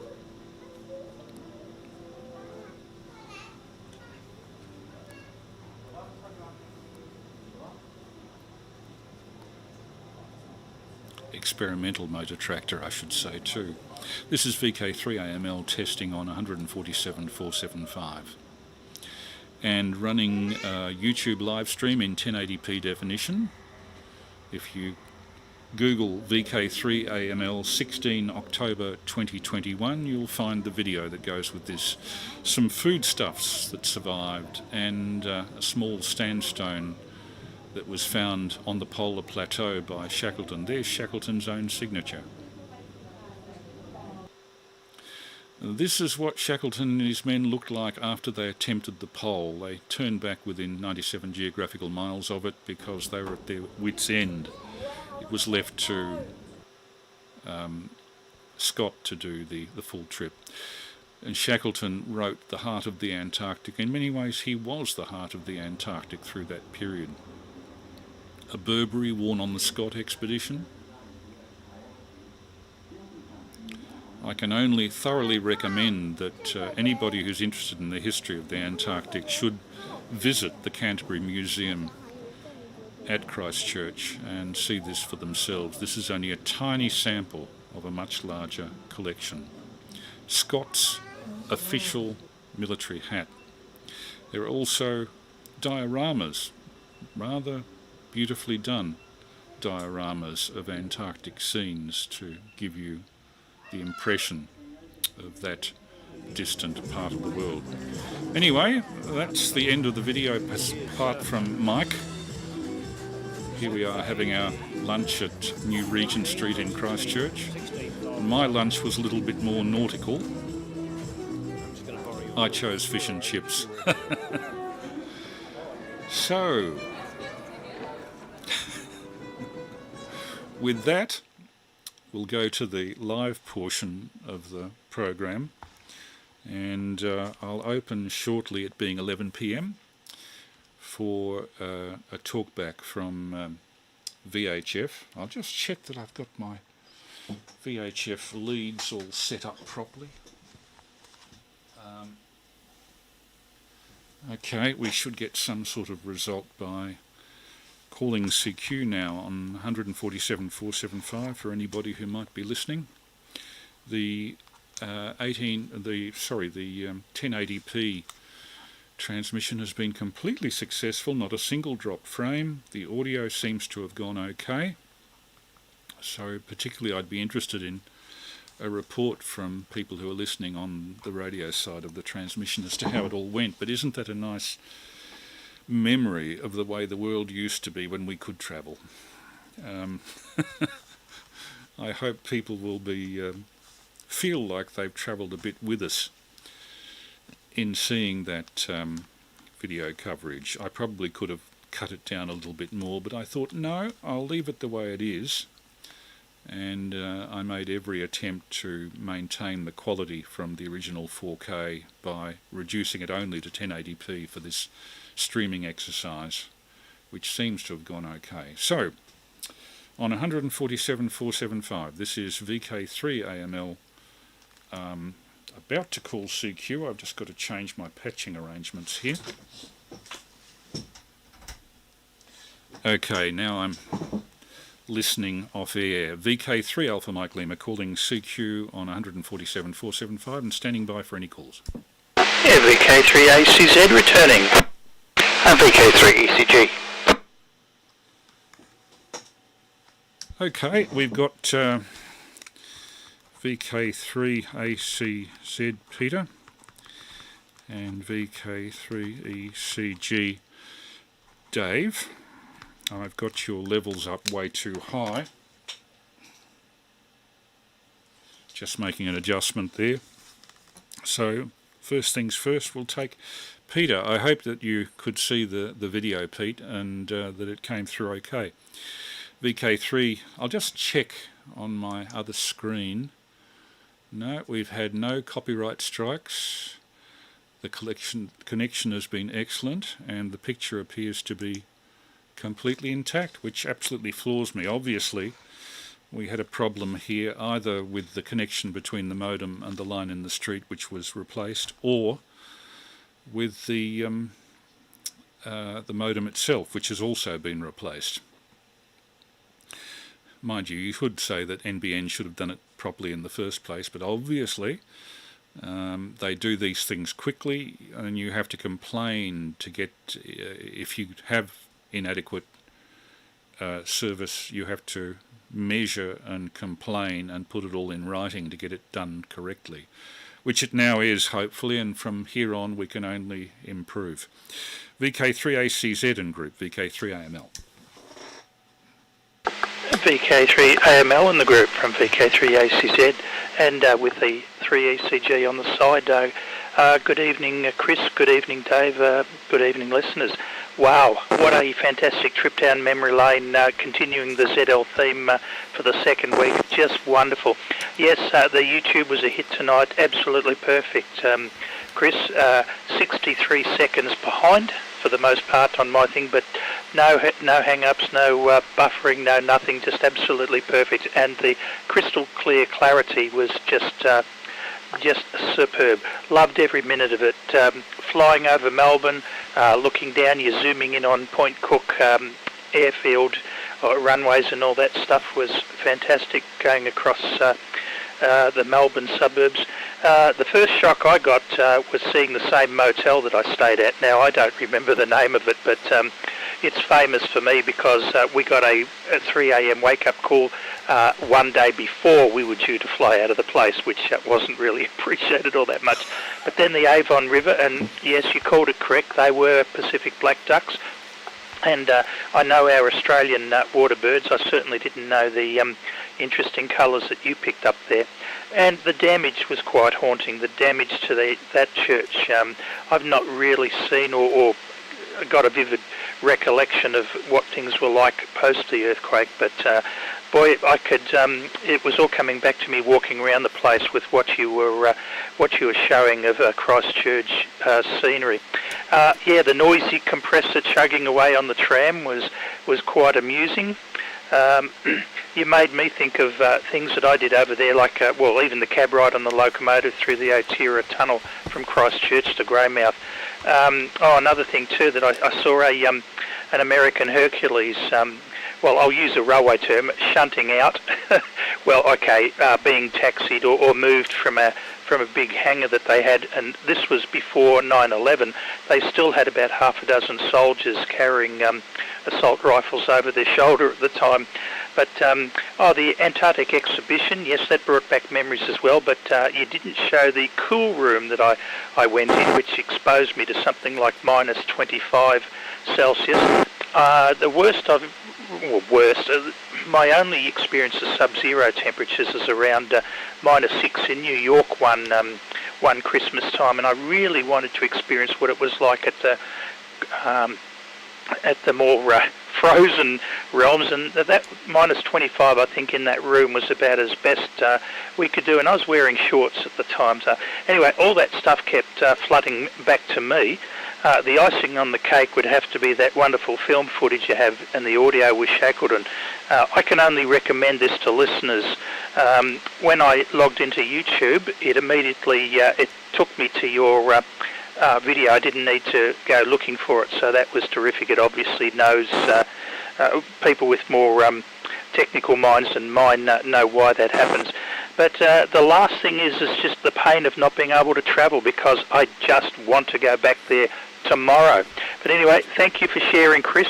Great experience. Not 1 second of it was wasted. I felt I just hung on every bit of it. Back over to you, VK3AML in the group, VK3ACZ. VK3ACZ. And the group VK3AML, I was just adjusting the squelch level there. Got a bit of noise at the end of your transmission, but otherwise okay.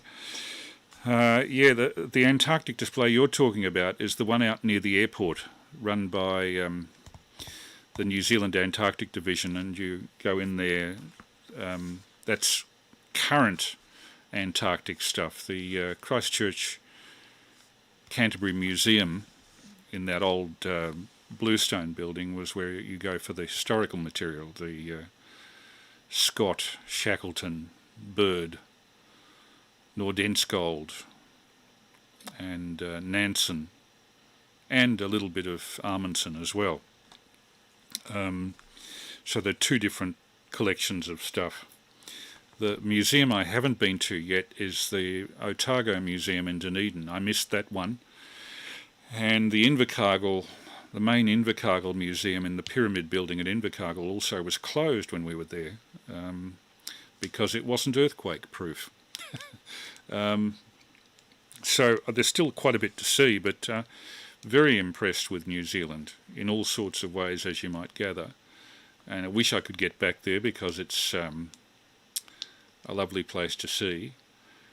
But I've got a feeling it'll be a long time before they have cheap flights again, because a lot of aviation companies are going to be desperate to regain the shortfall that they've had with planes being completely mothballed after the long shutdowns that we've had here, as they have all over the world. So I think it's going to be full price airfares for quite a while. So we can look back upon that period in the teens of the 21st century as being the golden age of international travel by the looks of it. Cross fingers, I might be being pessimistic with this, but I really wonder how long it's going to take, if ever, for that international travel arrangement to revive. Hand it over to Dave, VK3ECG, with a pause. I hope you also managed to get a decent stream out of this, Dave. I'll just, before I go to you, I'll just look down the list of people dialing in. Grant, VK3MSG. Everybody saying that they have no issues. Terry Sims has been looking in. Video clean. NPI test 147.475 is S3 on the handheld. YouTube is not receiving enough video to maintain smooth streaming. We have had our first buffering problem. But no drop frames, strangely. Buffering. I wonder what that means.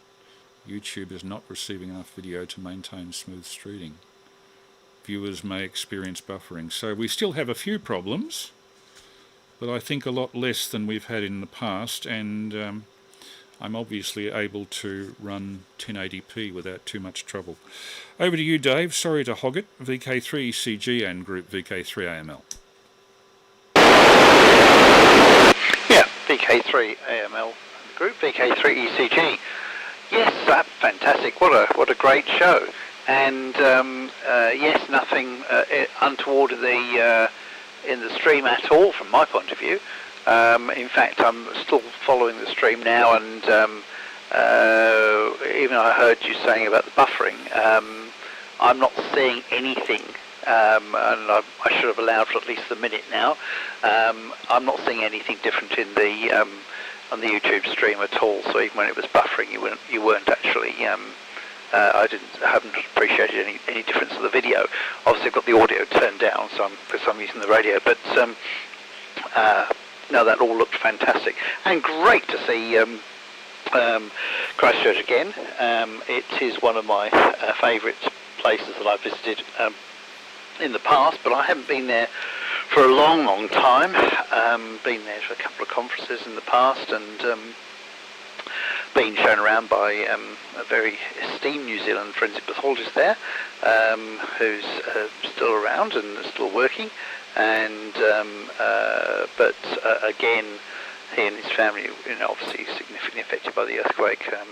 It was a terrible time, and although I didn't go over, we sent a small team to go over to help out in relation to the identification issues and so on that cropped up, which was, obviously sort of thing we get to do. But we were very fortunate at the time to have one of our specialists here who had actually trained in New Zealand and trained in Christchurch, in fact. So he was able to sort of go back and assist, and knew everything about the place and so on, and made life a lot easier, I think.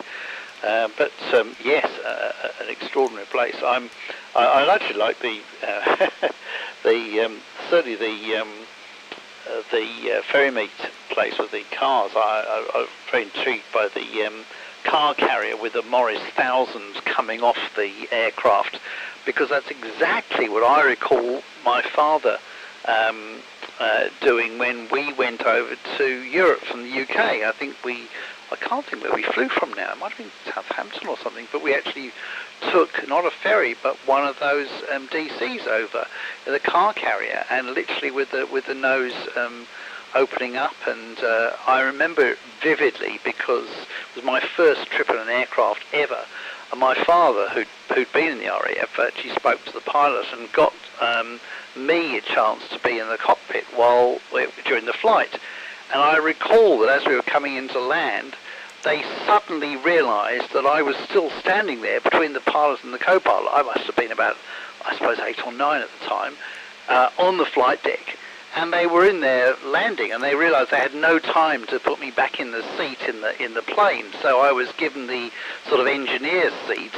And I remember just watching between the pilot and the co-pilot, my first flight ever in an aircraft, a landing in France, and it was absolutely mind-boggling at the time for me as a child, and just a wonderful experience. But the Dennis fire engines, I mean, yes, I mean I remember the fire engines I saw in London. They were all Dennis, fire engines at that time. So I think Dennis must have been a sort of bodywork company. I'm sure they're built on a different chassis system, but I could be wrong, and I'm sure someone will put me right onto that. But yeah, absolutely fabulous seeing those places, and as I said, a wonderful video. I remember the Botanical Gardens, and if I remember rightly, just coming out of the Botanical Gardens, there was a little run of restaurants across the other side of the road, and I remember when I was there, when my first visit there, they had the whitebait season was in. I think there's a sort of a 1 week block where whitebait is sort of becomes the staple everywhere for a very short period of time, and having endless plates of whitebait over the week I was there. This was sort of the particular week for whitebait in the year. Anyway, back to you, Chris, and good evening to you, Peter. VK3AML and the group VK3ECG. Have we any other breakers out there? VK3AML just standing by.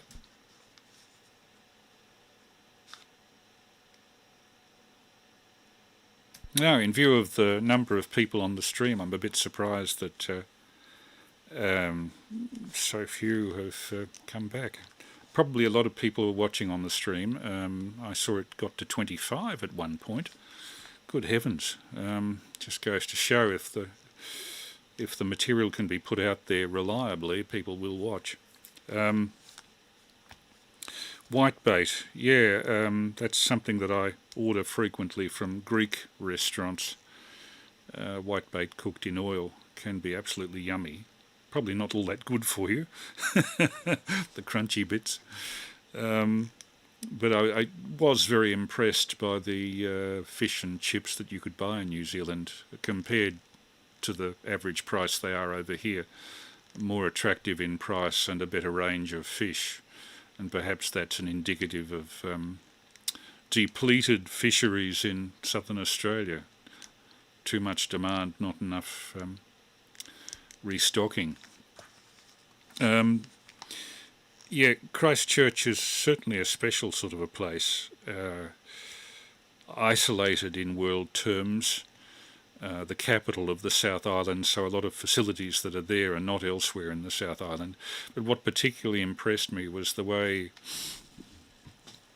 the Christchurch people have addressed the incredible problems of the earthquake, which destroyed a significant part of Christchurch, and I think about 180 people died. Some of them in absolutely horrendous circumstances, physical injuries beyond belief, and quite a few injuries as well. Just apart from the deaths, I think the communications building, the television building particularly, was a multi-storey building of about 8 stories, and the whole thing pancaked, and you can imagine what that did to the staff at work. Quite a few talented television, news people and all the rest of it were killed. And those sort of human resources take decades to replace, quite apart from the personal resources of the misery that's brought upon the survivors. But I particularly was impressed with the red zone, which Murray ZL3MH took us out to see, because I think he correctly is of the opinion that Australians don't know how much had to be replaced. The red zone down near the mouth of the Avon River is a kind of a bowl of silt, and where much of Christchurch can be rebuilt on a rock foundation. When the earthquake occurred, a whole suburb, I think it was called Bexley, the soil liquefied and became quicksand. Whole houses started to sink in watery mud, and the geologists got together with the town planners and said, look, we really have to move the whole suburb. You can't build there again. So there's a suburb with overhead lighting wires, street lights, streets and driveways that lead to nothing. They've gone back to grass, and as I think I showed, just native animals are moving back in, particularly bird life. And the bird life there is terrific. I mean, effectively, that whole suburb has become a wetland. So huge changes, which the people of Christchurch have just taken under their wing and moved on with. It's difficult to put that sort of resilience, or imagine that sort of resilience among Melbourneites. Perhaps I'm putting my own people down, but I was very impressed by the spirit of Christchurch, and I think that had I been 30 years younger, that would have been a place I'd like to move to for at least 2 to 5 years, just to find out what it's like to live there, and possibly emigrate if I was impressed. VK3ACZ and group VK3AML. Yeah, VK3AML and the group from VK3ACZ just left a little gap there. And yeah, Chris, I stand corrected on the museums. What I was thinking of was at the airport, which explains why I didn't remember too much of it. But then I only recall that cool room, we call it, which was full of ice and snow, and you stood there in front of a fan that was blasting out air at minus 25. And I didn't really mind it again. But yes, you also reminded me the different names of the seafood. I think abalone's got some name, kai, no, I don't know. But the fish and chips, yes, I have a strong memory of that. The only place I've ever had better fish and chips was in Dublin. There was a pokey little place there that had an advertising screen out the front that the U2 band members had been there, and Sinead O'Connor and a few others, and Bob Dylan and all those sorts of people had bought fish and chips there. But I guess another thing was that I'd not wanted to really see the damage of Christchurch. I was that smitten with the place, but I was fully ready for it when you did show the images. It was truly haunting to see the vacant suburb, and Sandra was watching a movie at the time, and I was trying to describe what it was like to her, and I really didn't quite have the words, because I got a bit choked up thinking of the damage to the place. Wouldn't be the first place I'd want to emigrate to. I think Queenstown would probably be a little bit nicer again, perhaps even Dunedin if it came to that, but no, Christchurch is right up there. I noticed too that your camera snapped some images of graffiti. I was sorry to see that the scribblers are there, but I wouldn't be surprised if there was graffiti on the moon the way things are going. It seems to be everywhere. Although, no, some of our regional areas, I remember asking somebody, you don't seem to get graffiti like we do in the suburbs, and their response was, well, if they did, we know who it was and we'd beat their heads in. So, yeah, maybe there's something there, I don't know. But just one question for you, Chris. When you recorded this stuff, I wonder if you had any idea that you'd eventually be sharing it on your Saturday night broadcasts. It was nice to see you give the message back home to Prue, but you obviously recorded all this not just for your own memorabilia purposes. I was just wondering, did you intend sharing this on the wider scale? And but all that to say, I'm so glad that you have, because it was just a stunning broadcast of beautiful images and a wonderful tour around Christchurch, and I can't thank you enough for it. Anyway, enough drivel from me. Back to you, Chris, VK3AML and the group, VK3ACZ.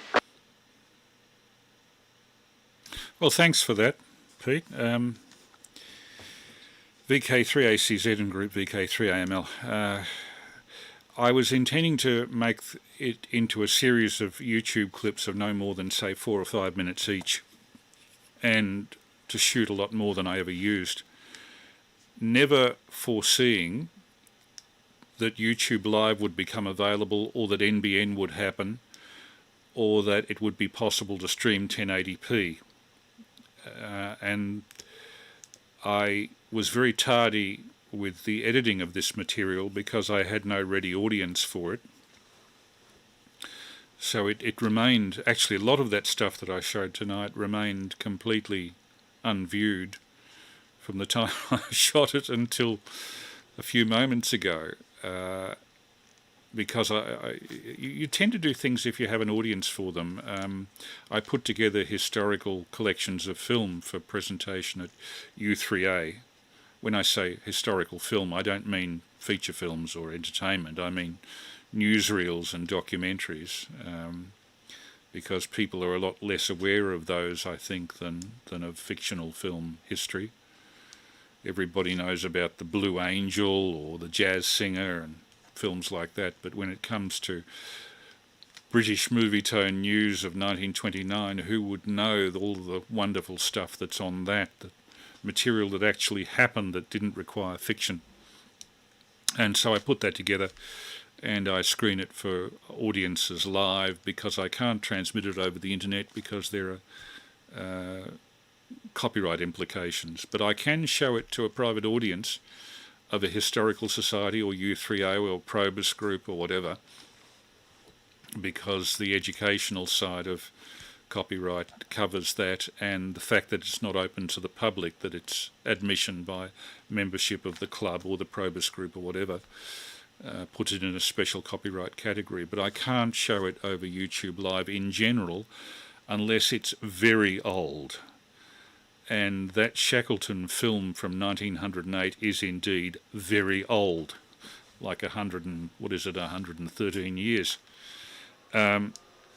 Interestingly, that's that opening section of the departure from Lyttelton is, in spite of the fact that I've written to about 20 organisations who should hold the rest of that film, it appears to be a lost Antarctic film. It was the first film shot in the Antarctic by Dr. Eric Marshall, who was on the 1908 Nimrod expedition, and apparently was of considerable length. I think it ran about half an hour, and only those few minutes of the departure from Lyttelton survive, because they were shot by another cameraman from New Zealand and bought by the Shackleton expedition subsequently for inclusion in their opening sequences.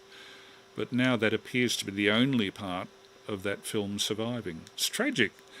It only, as a result of that, our surviving coverage of the Antarctic on film belongs with Herbert Ponting, who was with Scott on the Scott expedition, and with a cinematographer who went with Amundsen, Roald Amundsen, and shot a very short amount of coverage in 1911 of the Amundsen expedition, who were the first at the South Pole. But Dr. Marshall's film, no, it's lost. It's amazing. The first Antarctic film, and nobody bothered to keep a copy. I'm raving. My apologies. Whitebait. Yeah, Dave, I'm very much in favour of seafood. And the thing I note about seafood in Australia is that the only places you can get it at a reasonable cost are Hobart or places in Rockhampton and points north. Sydney, Melbourne and Canberra and Brisbane to some extent, it's expensive fare. But you go north of Rockhampton, where they call it reef fish, or to the wharves at Hobart, where I think Mewers and a couple of other businesses trade direct from the fishing vessels. Those are the places to go for seafood. Or New Zealand, VK3ECG and the group VK3AML. Yeah, VK3AML and the group VK3ECG. Yes, I do agree. Yes, it's extraordinary, this fish, the whitebait thing in New Zealand, because it's literally sort of one sort of very short period where obviously the whatever the fish are, and they are in fact a whole variety, I think, of different fish that form whitebait. And they just obviously must swarm at the particular time, and all of a sudden whitebait is the catch. And I had whitebait patties, I had, you name it, whitebait formed some sort of structure to some sort of fish dish that suddenly came on the menus all of a sudden. But there we are. I suppose the only other place in Victoria, of course, is if you're going down to Phillip Island, of course, is San Remo, and there's a excellent little fish and chip shop just there by the bridge, which is I always like get fish and chips if we're going down that way, which is rather nice. But talking about the meals and things, I must say I thought that your camera showed a remarkable steady hands after the brewery meal. So I don't know what that says, but I didn't notice any major shakes. I think the tram was certainly more problematic than the brewery visit, for what it's worth.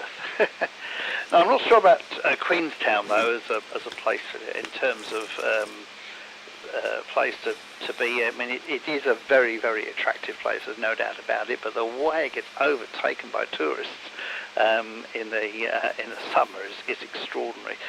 But there are some lovely things to do in Queenstown as well, if you can get away from the large tourist halls, and the walks around there are absolutely beautiful, as well as going up into the cable and things like that. Yeah, interesting with the liquefaction of the ground in Christchurch, and I suppose in a way it's not quite the same, but the resilience in the bushfires, of course, and being up where I am in North Warrandyte, just going up to King Lake afterwards, and basically, I mean, I went up there during on that literally on the Sunday, in fact, and the Monday. So. But just extraordinary a few weeks later, seeing almost the entire King Lake itself, all the cabins on the side of the road in that field, where the whole population literally sort of moved into these cabins, and they were temporary accommodation that was there for quite some time during the recovery process. Extraordinary sights to see there, and went up to Maresfield a little while later, and Maresfield a little later on, and quite some time later actually, and it's extraordinary with the rebuilding that's taken place there. Amazing, and enormous resilience in the community there. Anyway, back to you, Chris. VK3AML, VK3ECG. Any other breakers care to come in and comment? VK3AML just briefly standing by. Just VK3VJS for a very quick comment. Yeah, go ahead, Jeff. Nice to hear you. Yes, good evening to everybody. Really enjoyed it tonight, Chris. Not a dropout here, crystal clear, and the audio was good. Really good. I really enjoyed it. So keep up the good work, Chris, and good evening to Peter and David. I think it's David. So a bit scratchy here, but David is, but everyone else loud and clear. I'm just going to go and have a shower, and then I'll probably get into bed. So all the best to everybody. Thanks again, Chris. Keep up the good work. VK3AML and the group, VK3VJS. Yeah, thanks, Jeff. And enjoy your shower. You're the only person I know who has shower before going to bed, not after you get up. But I suppose it's logical. I mean, I particularly in summer when I sweat, I like to go to bed with the sweat washed off, so I tend to have late night showers on hot days. Now, in answer to the questions about the shakiness of the hand, this particular camera, and I'm holding it up to the the webcam as I speak. It's a Sony 4K cam, AX53. These were released about 2017 or 16, about that time, and it was Dave 3ASE, who's a former ABC news cameraman, who put me onto these things. Apparently those who know tend to get these, and I'm just firing it up because I want to show, if I can point it at the camera and do a bit of a wobble around with the camera itself. If people look at the lens elements in the middle of the zoom element collection inside the camera, as I wobble the camera, you'll see that a lens in the middle of the chain of lenses in the zoom collection, I don't know how to put it, the set of zoom lenses, actually is articulated, if you wobble the camera a bit, to counter the wobble in your hand. And this was a new development by Sony, for which they have some sort of patent or something. And it's particularly effective. It's much more effective than most other cameras, which move the imaging chip rather than some part of the lens structure.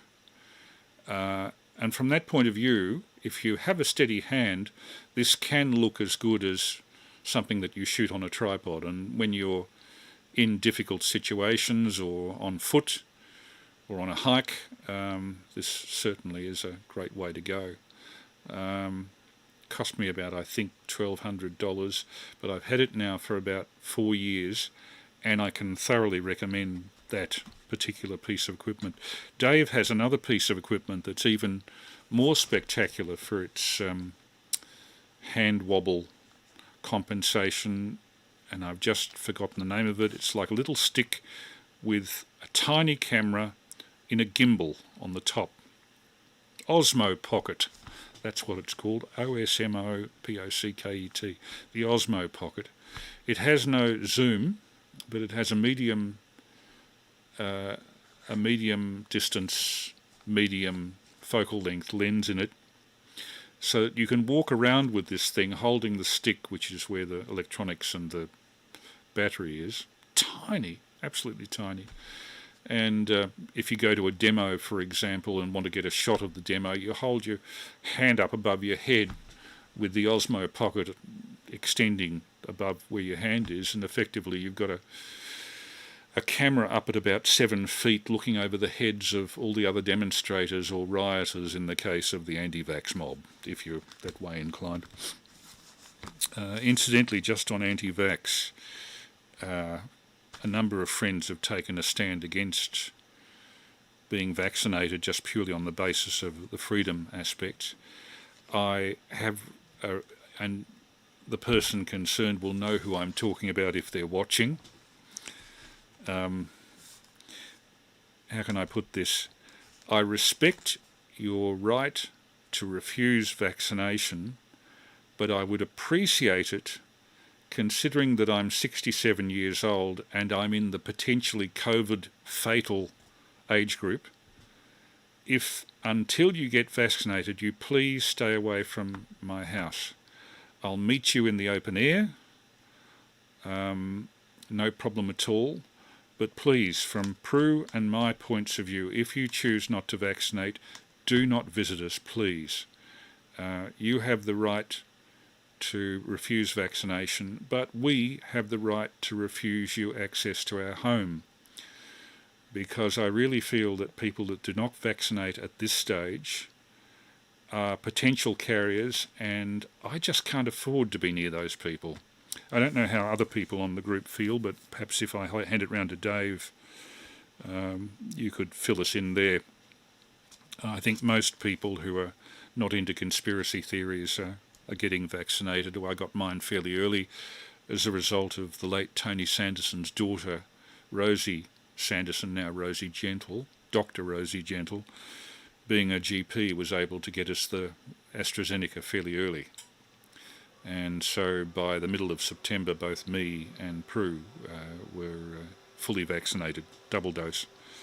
And we'll be there for the booster if we need it. VK3CG and group VK3AML. Yeah, VK3ECG returning. Yes, well, I'm in complete agreement with you, actually. We get quite a bit of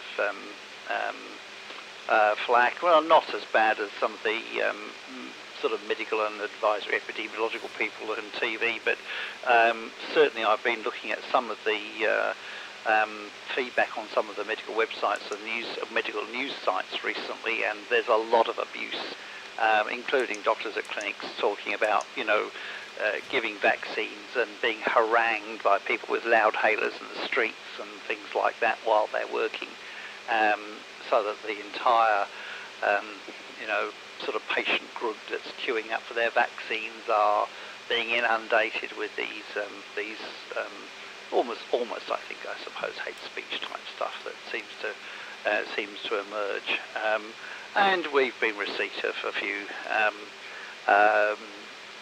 emails from various groups, including people denying that COVID exists or that anybody dies of it, and of course that's the area which we sorts of things. So it's easy to counter at that level, but I don't believe that you achieve very much in terms of convincing people who don't want to be convinced, because they're right by virtue that they just say it. And the evidence is amazingly skewed from various different presenters.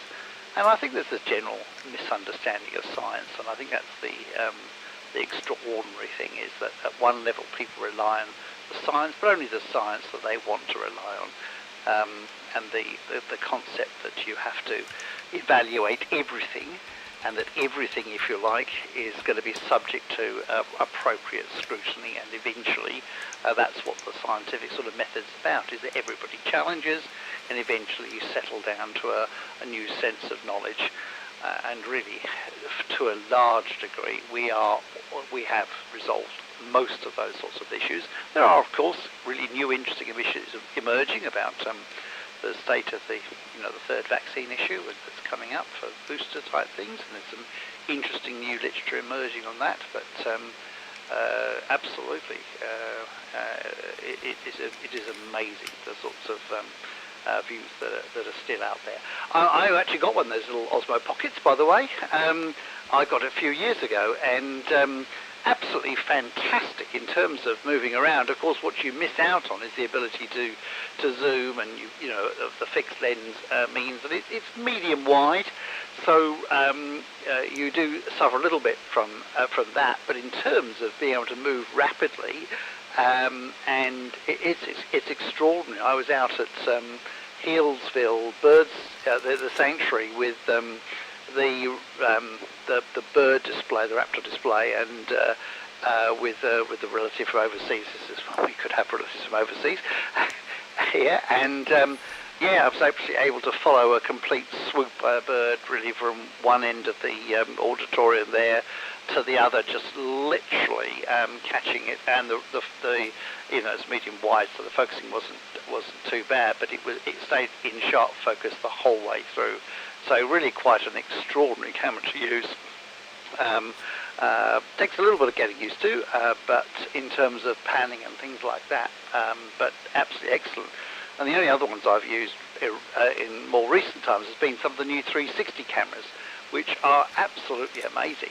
And I've used those at work, actually walking around using it to create a sort of teaching video where I walk through areas of laboratories and things like that with the 3D camera, sort of just holding it up on a stick just above my head.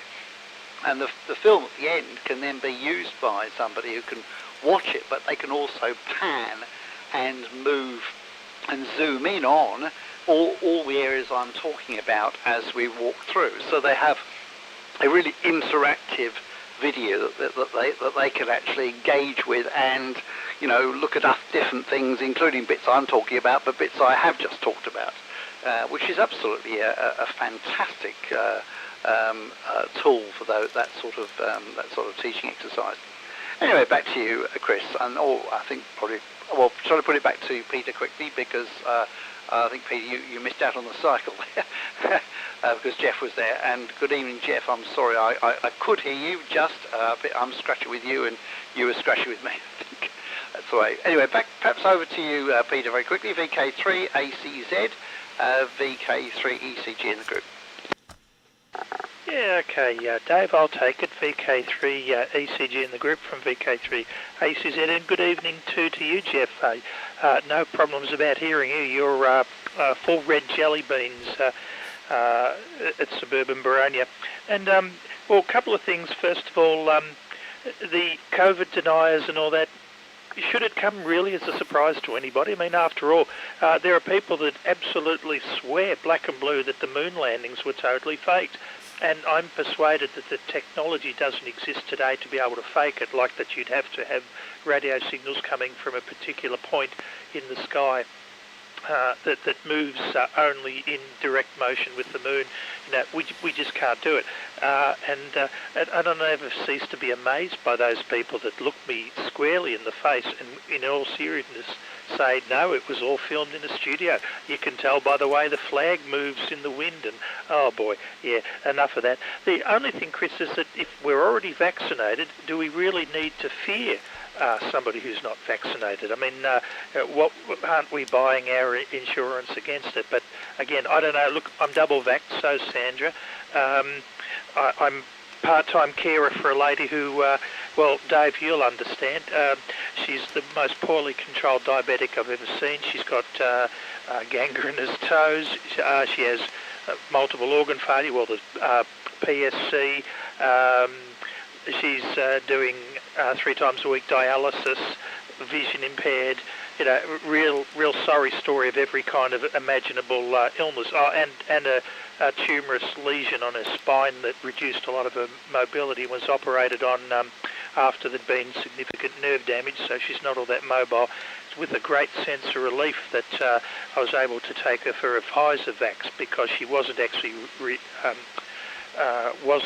recommended AZ for health reasons, but there you go. It's just with a sense of relief that I've been vaccinated, and that's my story, and I'm sticking to it. But anyway, just getting back to ZL for a little while.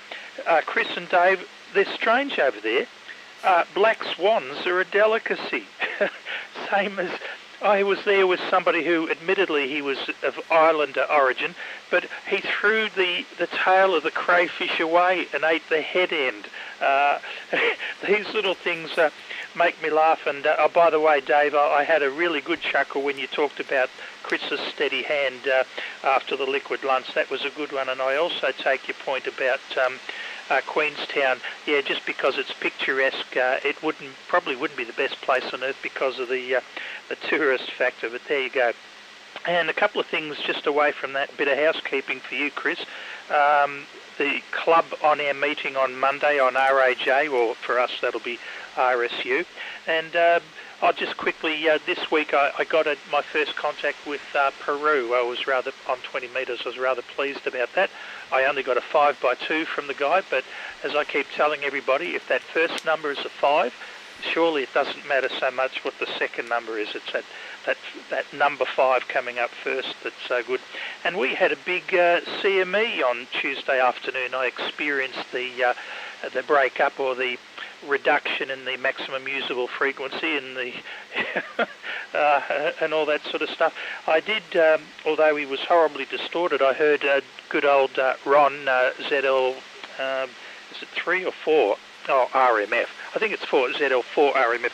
I still heard him talking to on the other side of the grey line to Europe, but that would have been because he was pretty much in the dark as they were.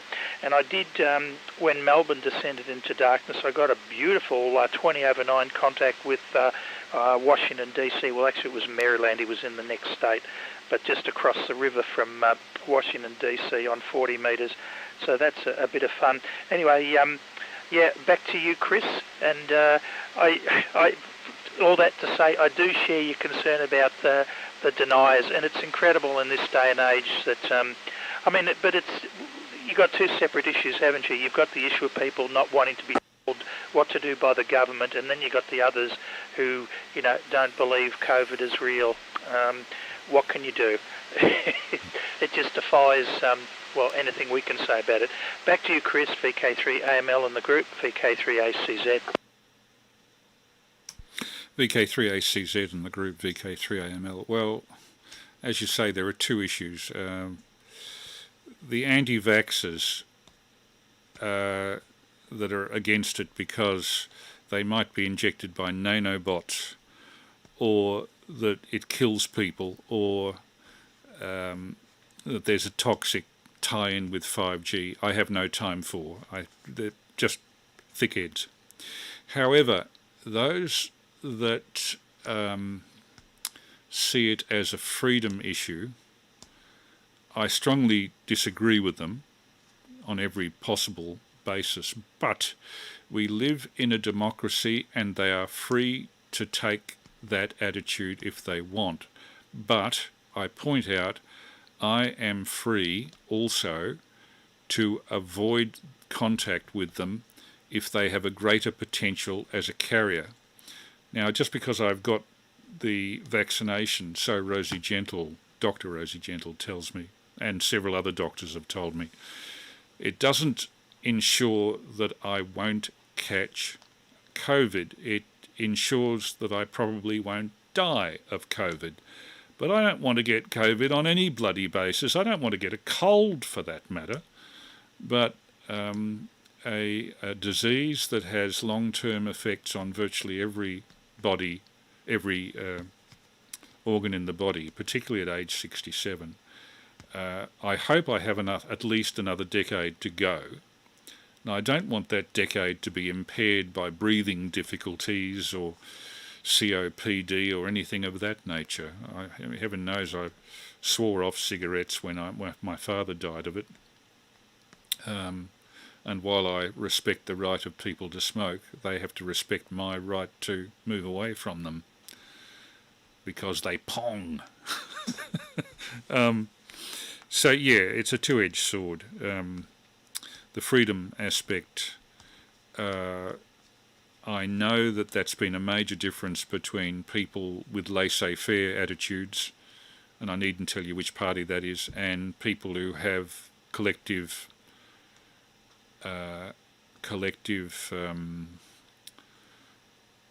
action attitudes, and I won't mention which party that is. The major difference between them is such that the more conservative, shall we say, might be opposed to taking any direction from a certain party or from a certain line. But please, my wife and I don't want to be near COVID, and while we have no problem in contacting you in the open air where it's unlikely to be able to pass on the disease, coming into my house is another matter entirely. What else have we got here? Oh, this thing of denying the landing on the moon. Probably the worst instance of denial that I've come across is Holocaust denial, which with young people, particularly of Arab origin, is becoming surprisingly general. They claim that all of the newsreels taken by Movietone and Gaumont and the Department of Information and by Frank Capra's Why We Fight team were all staged in some hen house somewhere. But, I mean, there is so much evidence, and those of us who lived as the sons and daughters of the generation that liberated the camps and actually met some of the people who liberated the camps, it's really offensive. Looking down the list there, yes, I'll try to remember to do the RSURAJ thing with the Sherbrooke Club on Monday. I missed it on a couple of occasions, Peter. So, who is it now? I think it's over to Dave, VK3CG and group VK3AML.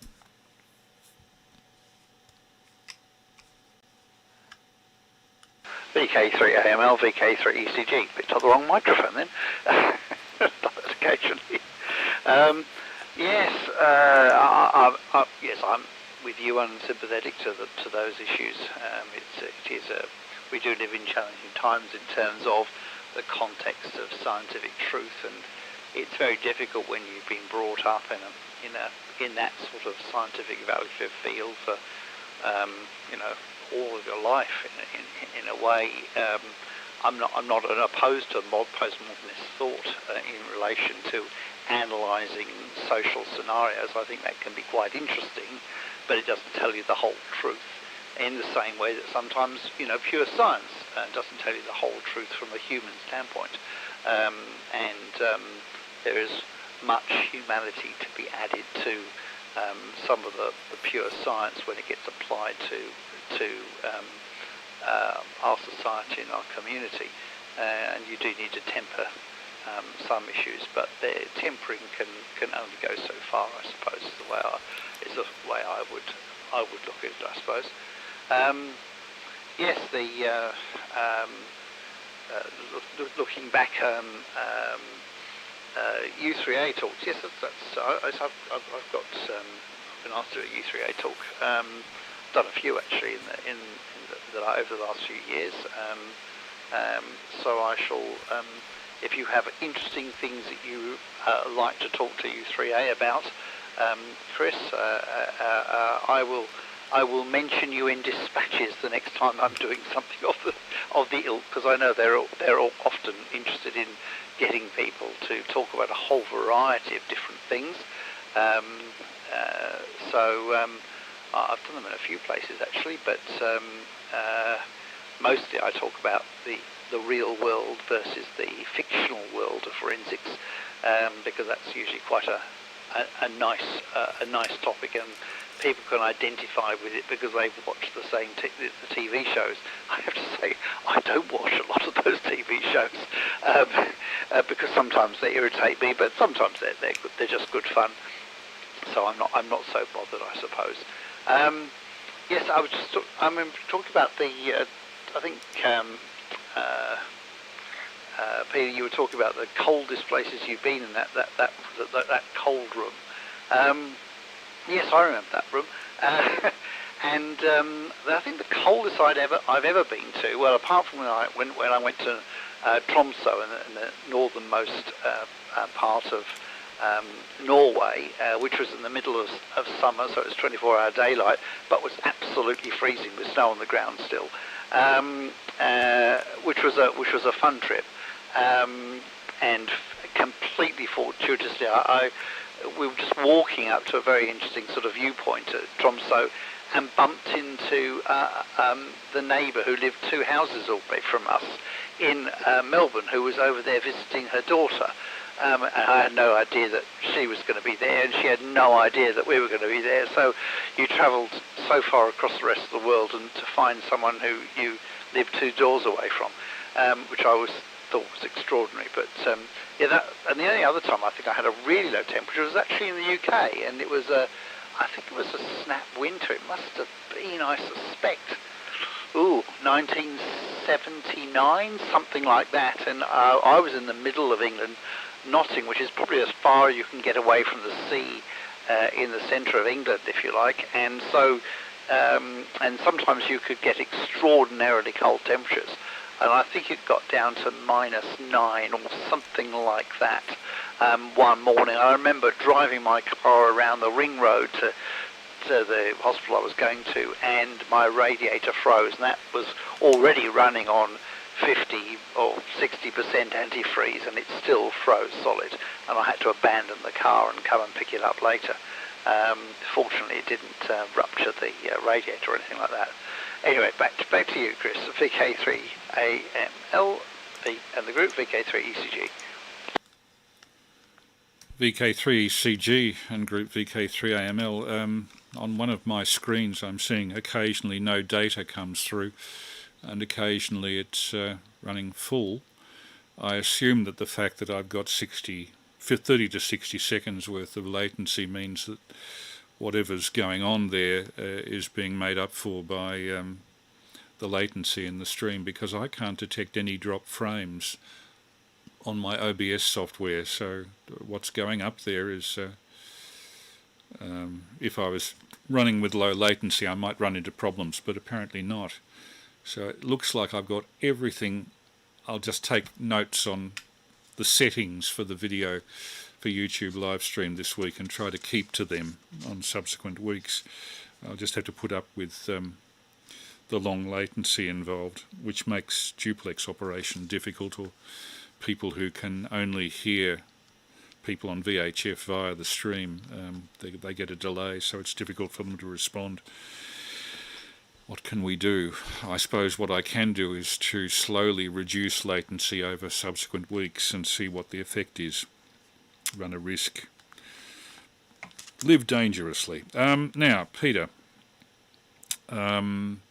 abalone, I think it's known as Paua, P-A-U-A, in New Zealand, and that's because of the New Zealand Maori word for it.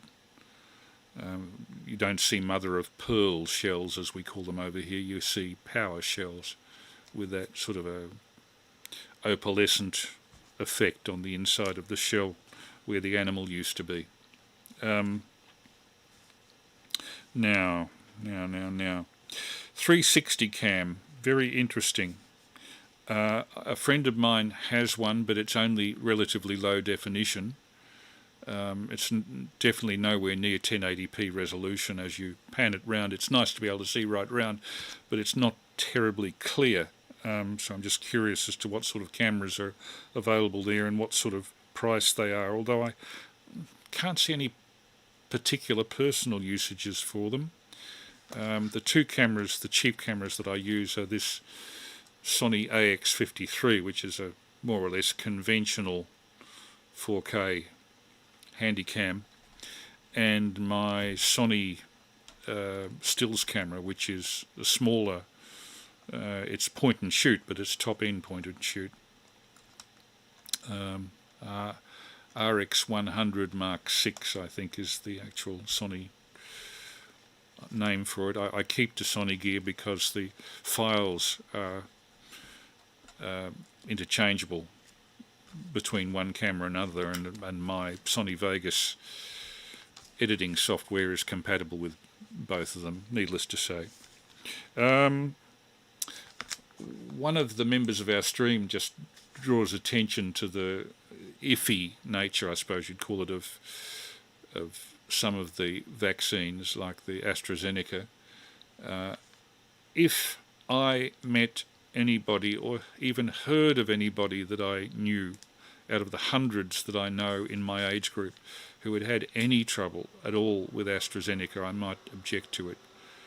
I can't find any documentary proof that it has any greater risk on people taking AstraZeneca than any other vaccine. There's a risk with anything you put into your body. There's a risk with water. If you have too much of that, it's called drowning. So, you know, one of the people I heard talking about the risk of AstraZeneca is a smoker. I mean, to me, that's an extraordinary position to complain about the risk in a vaccine when you smoke cigarettes and everything from chronic obstructive pulmonary disorder through lung cancer, through circulatory problems, heart defects. I mean, I don't know. There are certain things that are worth risking and certain things that are not. VK Pirate talking about the latency. What's 56 seconds between friends? Well, depends on if the friends are trying to talk to each other via the mode, and to put 56 seconds between what you say and what comes back as a reply is difficult. It's like trying to communicate with somebody orbiting Jupiter. I mean, it takes, I think, 6 minutes for the signals to get back and forth. Or is that Mars? I forget. But, you know, duplex conversations obviously would be completely bloody impossible, and I suspect they would be even problematic going to the moon. Paul VK3AML says on the text chat, what's your particular problem with the various COVID-19 vaccines? He's asking it of another person on the group, who is anti one particular type of vaccine, not the others. And that's understandable. particularly in view of the sometimes information, sometimes misinformation that's been circulated by people associated with, for example, Clive Palmer and some conservative American politicians, and one wonders what barrow they're pushing. I've heard other people object to vaccines on the basis that they're supporting what they call big pharma, Pharma. Well, some of it's big pharma and some of it's not, and I'm sure that you could give us a description of what the various companies do, Dave, from your own point of view. Another thing I was going to ask you, Dave, when it comes around your turn, with forensic science, I have a friend who worked as a prominent policeman in the homicide squad, an unenviable position, but I've known him since he was 6 years old. He's the same age as me. So we've known each other for 60 plus years. And I was asking him at one point about a kid that went missing, a kid with an intellectual deficit went missing in Wilson's Promontory, wandered off, was never seen again. And you don't hear of any of these people being picked up as cold cases or relics of them being found. But according to Roland, when he was in the homicide squad, he would occasionally come across human skulls or human bones, which they could tie into missing people as much as 75 years ago. And I wonder if you deal with any of that, Dave. Anyway, around to Peter, I think it is at this stage, and I agree with you, Peter. Queenstown's a nice place to visit, but like Lorne, I wouldn't want to live there because everything is 20% more expensive. They know that the tourist crowd goes there and they put a premium on everything. It's an isolated spot, difficult to get stuff in and out. And the thing that I noticed about Queenstown in New Zealand when I was there was that everybody in the way of New Zealanders who work in Queenstown can't afford to live in Queenstown. So they live in little settlements like the other end of the lake. Lake Wakatipu, is it? I'm not quite sure.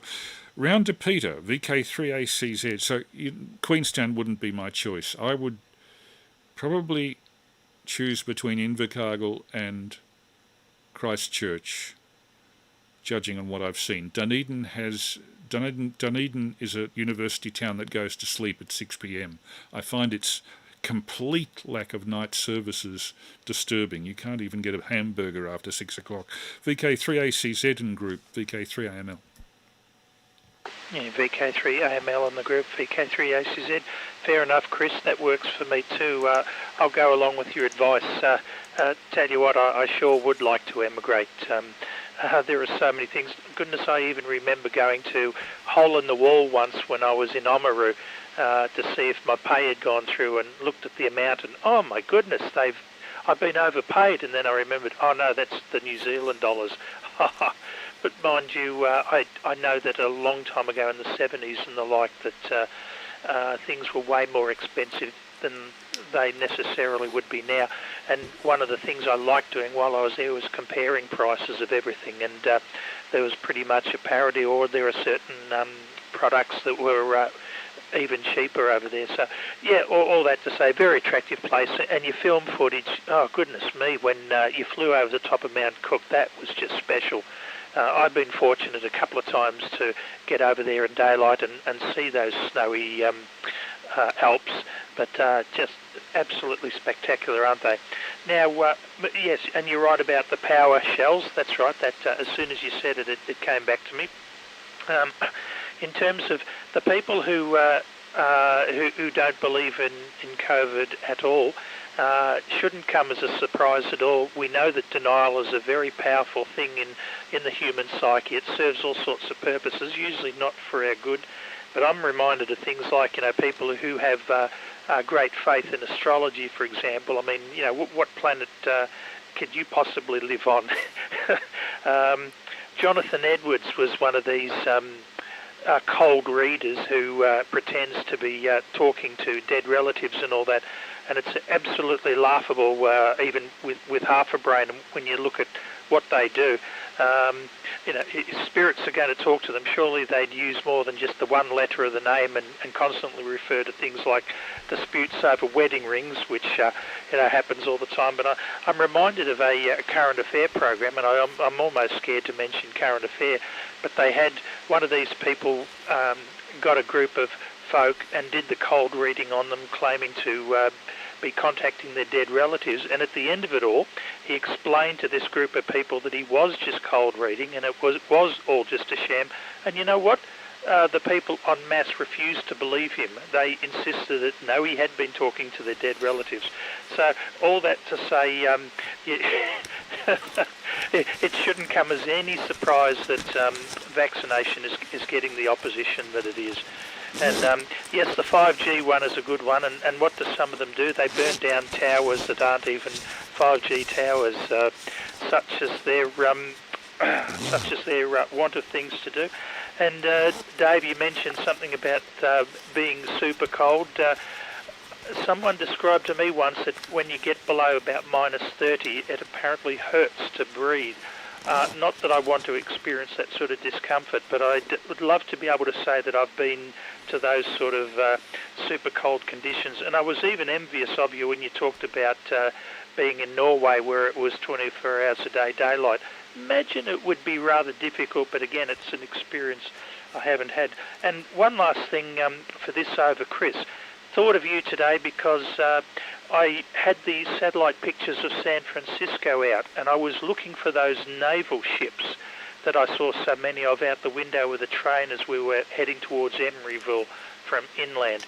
And I'm wondering if you know exactly where that is, because I found a spot where there are what looked like 6 derelict or scuttled or left in the bay sort of ships sitting there, but I couldn't find the huge numbers of mothballed naval ships. Wondering if you remember exactly where that was. Back to you, Chris, VK3AML and the group, VK3ACZ. I'll pass it almost straight through to Dave, but I'll just say my memory is that it was a place called Suisan Bay, Suisan, and it was somewhere between Sacramento and the north end of San Francisco Bay. And I went through it in the train in the opposite direction, and I was shooting videos at the time, and you'll find one of my earliest YouTube videos in the days when I could only shoot 480p is marked. It's labelled something to the order of San Francisco to Salt Lake City by train, and you'll find I think a shot of Suisan Bay looking across from the train to that mothballed fleet. And from memory I saw something in the order of a dozen ships of considerable size, long way off. It was I remember I had to shoot it on maximum zoom. I only had 10x optical zoom on my camera in those days. It was the start of 2008, a long time ago. VK3 ECG to take, VK3AML. Yeah, just quickly, Chris, yeah, that is the bay. There's about 6 ships there now. When I went through in 2004, there must have been 60. Yeah, I think they might be winding up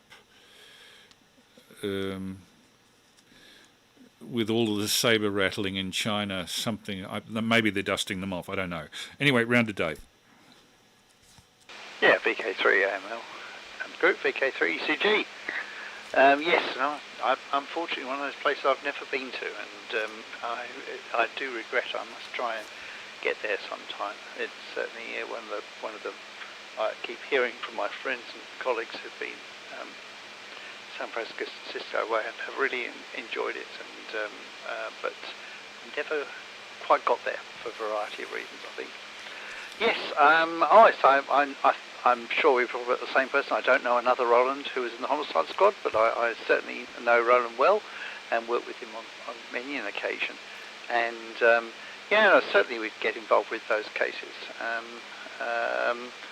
if you have a look at our work website, which is defined, and there's quite a lot of things going on now in relation to missing persons, and there's developments of national databases and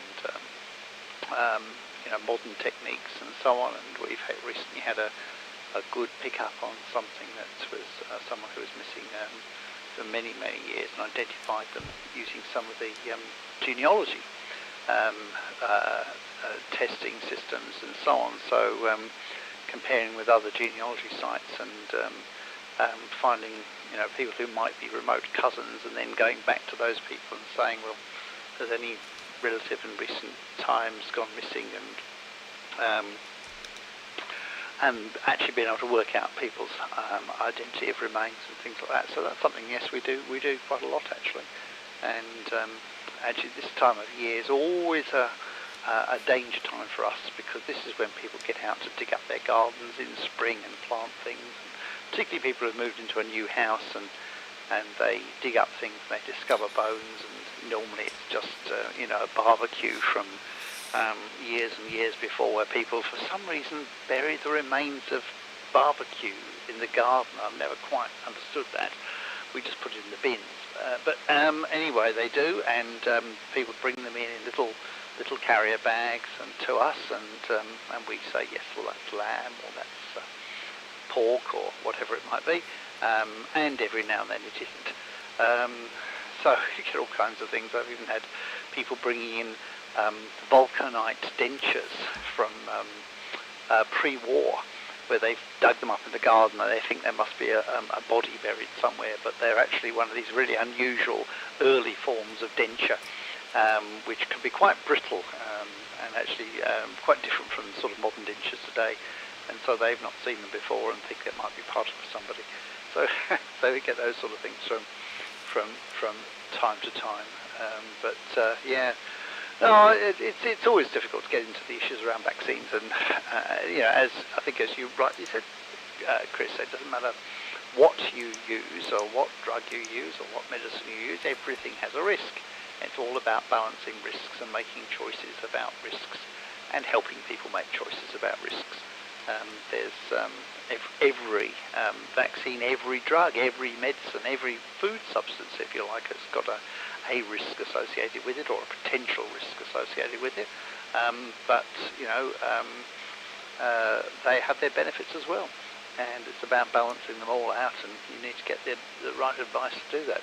I can't remember the exact name of the 360 camera we used, but it's not mine. It was a one from the university actually, and it wasn't a particularly expensive one. It was probably at the same sort of price as perhaps a little bit above the Osmo, but of course these things change all the time in terms of their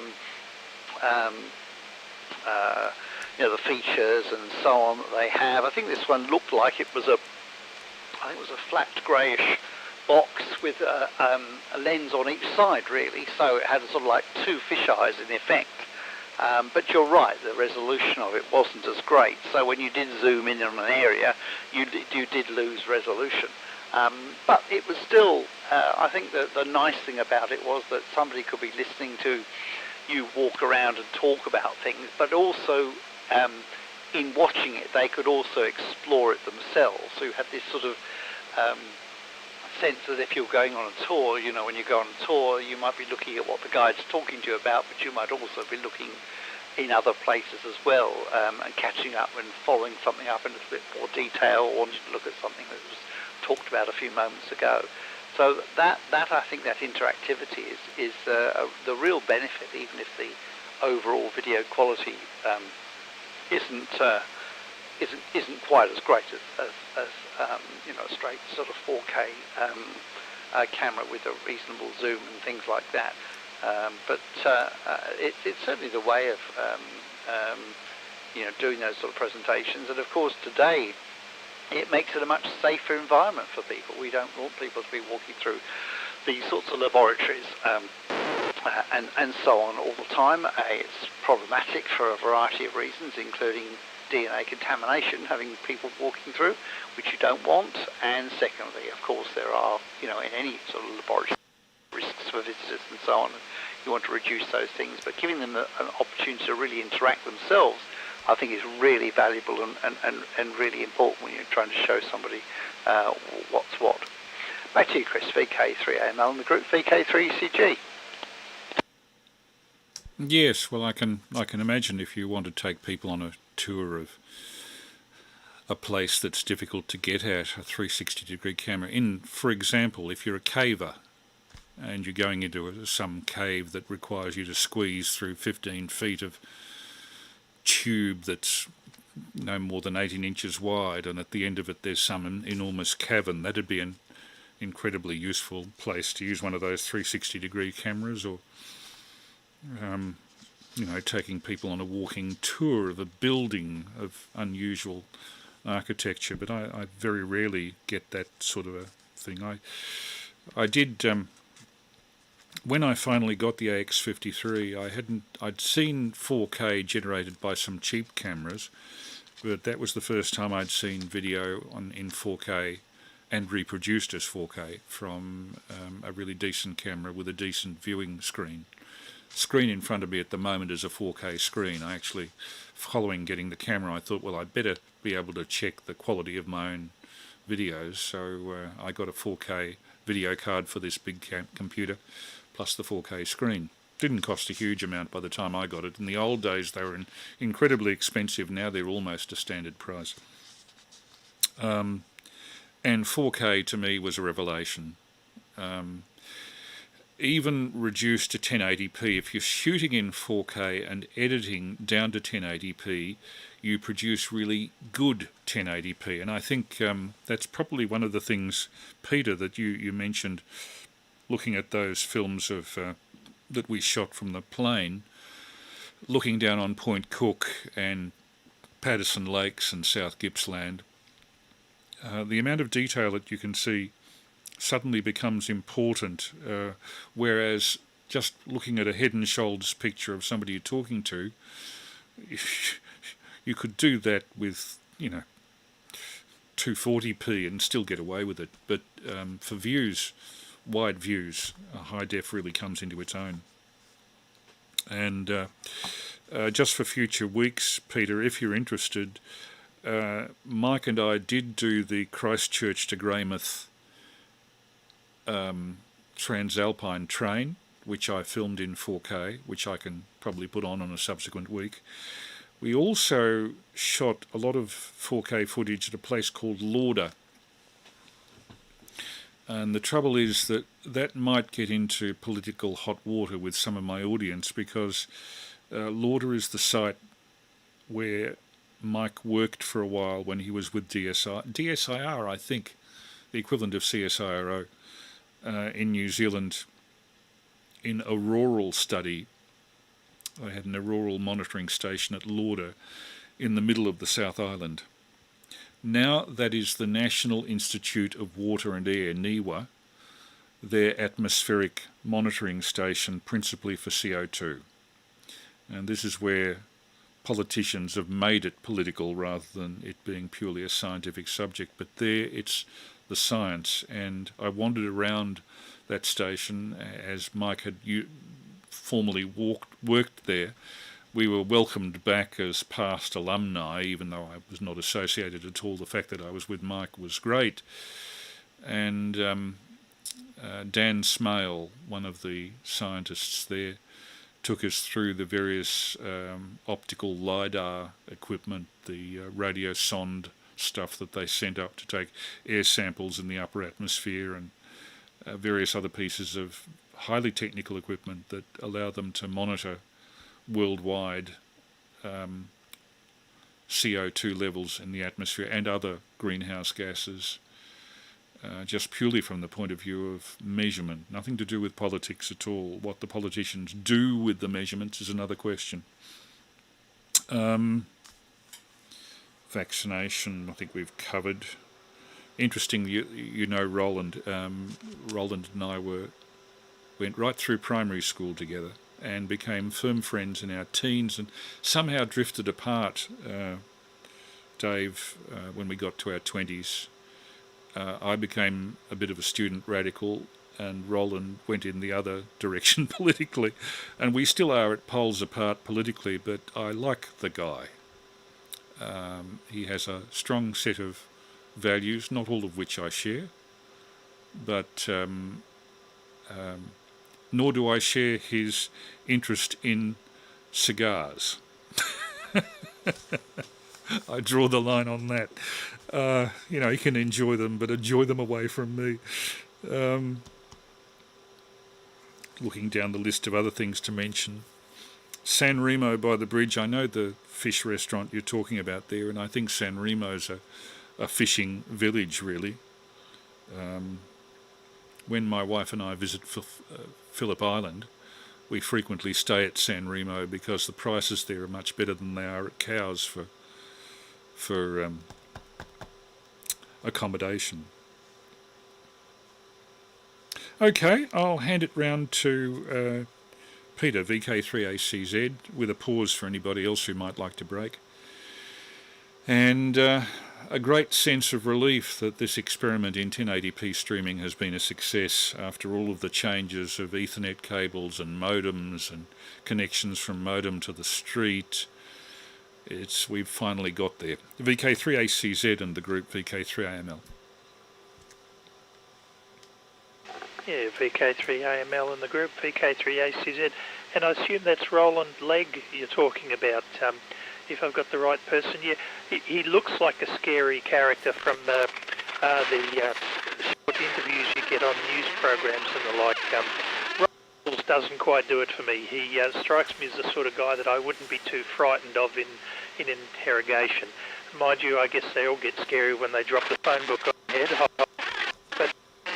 But, Chris, the idea of you filmed the Christchurch to Greymouth, now you're talking, buddy. Now, that'll be very interesting. I'll be looking forward to that if it comes up. And whilst you were talking about 360-degree cameras, and not quite the same thing, although you did mention Aurora, after I had that lovely 20-metre contact with Juliet Whiskey 5 Echo, I did a bit of research on Svalbard Island that rotates very slowly on the 3. This CME on Tuesday, I thought, might be the ideal time to have a look in the dark and see some aurora for myself. But if there was any, the wasn't of a sufficient quality to show anything. Although I could see, it wasn't quite pitch black. I could actually see the snow-capped hills, all the huts and all that stuff. But anyway, so you just reminded me of that. But anyway, back to you, Chris. 3AML and the group 3ACZ. Yeah, Peter, your signal was dropping out occasionally. Then, did you notice anything? Yeah, your signal's been going up and down a bit, like from 10 over 9 to 30 over. Yeah, I don't know. Maybe. Have you noticed anything about my signal going up and down, Dave? Nothing obvious. I haven't been looking at meter, and I haven't been. There's been quite a bit of noise and scratchy noise appearing. I'm not sure if it's something at my end or whether it is just an atmospheric effect. I mean, your signals are both around sort of S5 to me anyway, so it fluctuates a little bit, but nothing significantly different from ECG. Okay, well, you're S9 plus 10 and Peter's S9 plus 20, but Peter was dropping out from time to time, so it makes me... Is it possible that your antenna might have a loose connection, Peter? I hope not. Well, I haven't been noticing anything until now. Well, Dave's signal's rock solid.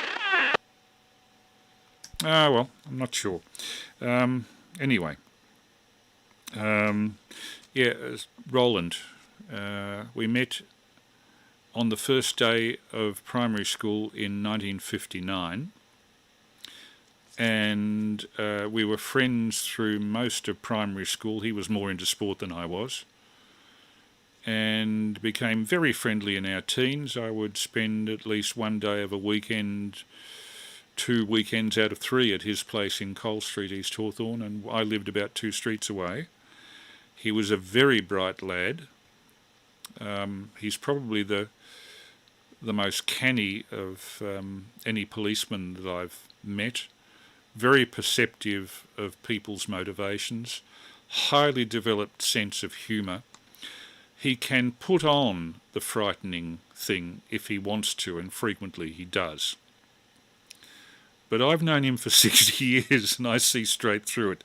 But that you could say about anybody that you've known for a very long time. You know what the boy was inside the adult, and vice versa. So there's a kind of we get together for dinners about once every 3 months, and it's always good.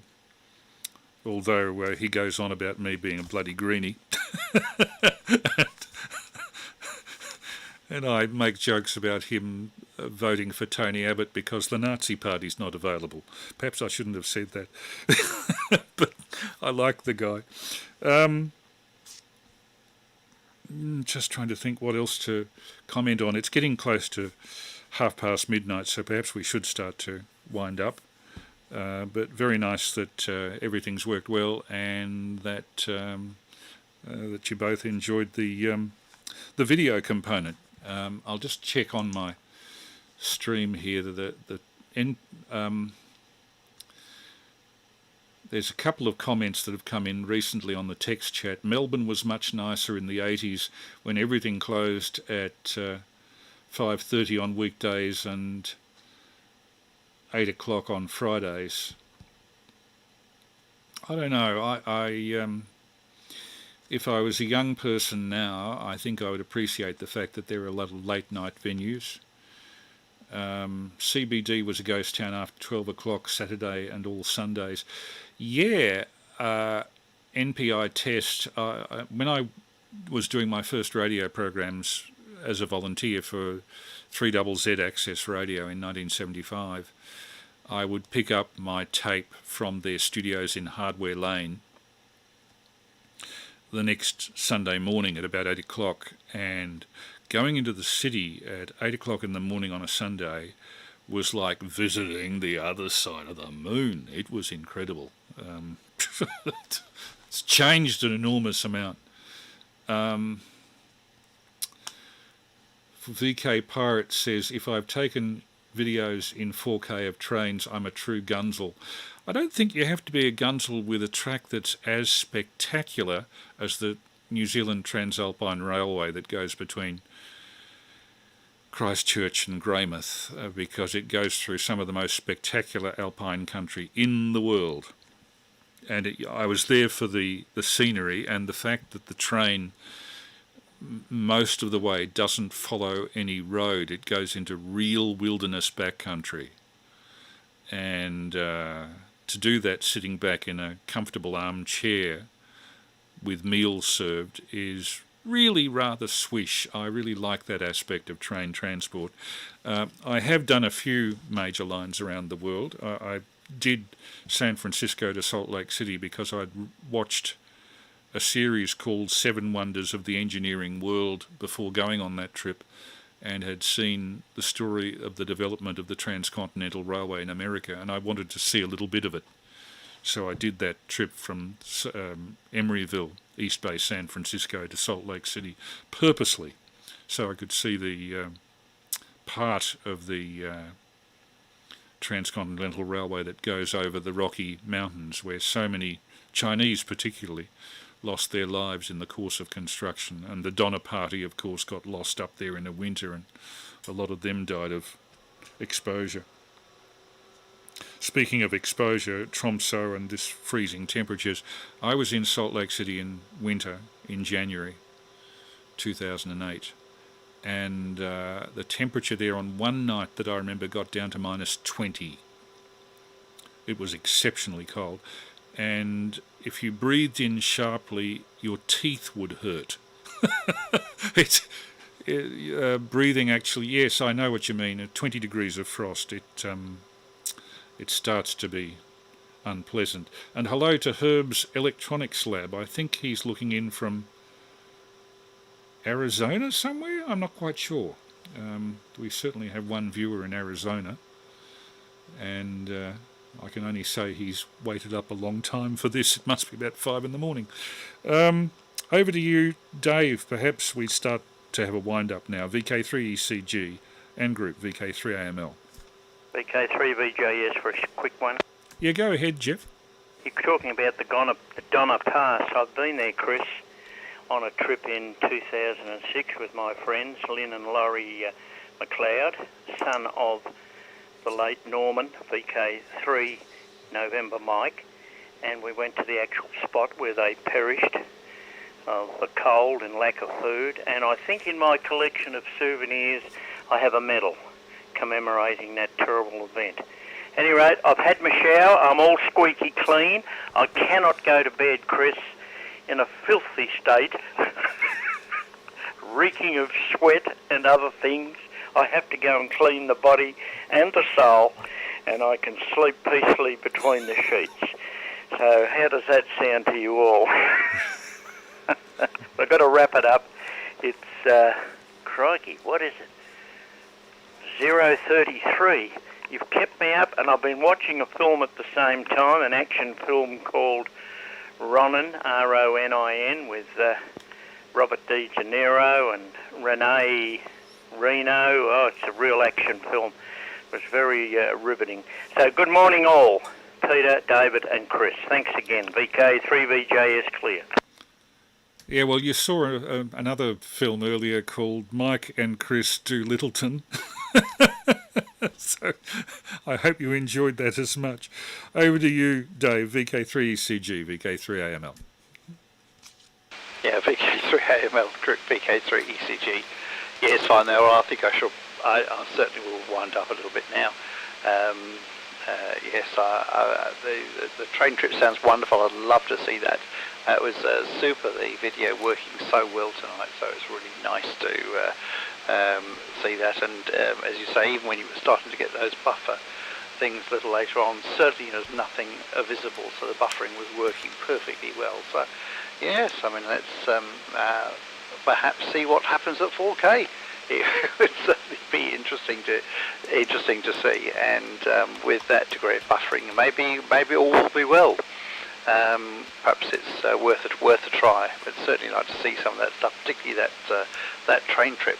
Sounds fabulous and would sound, well, I'm sure, be great in 4K.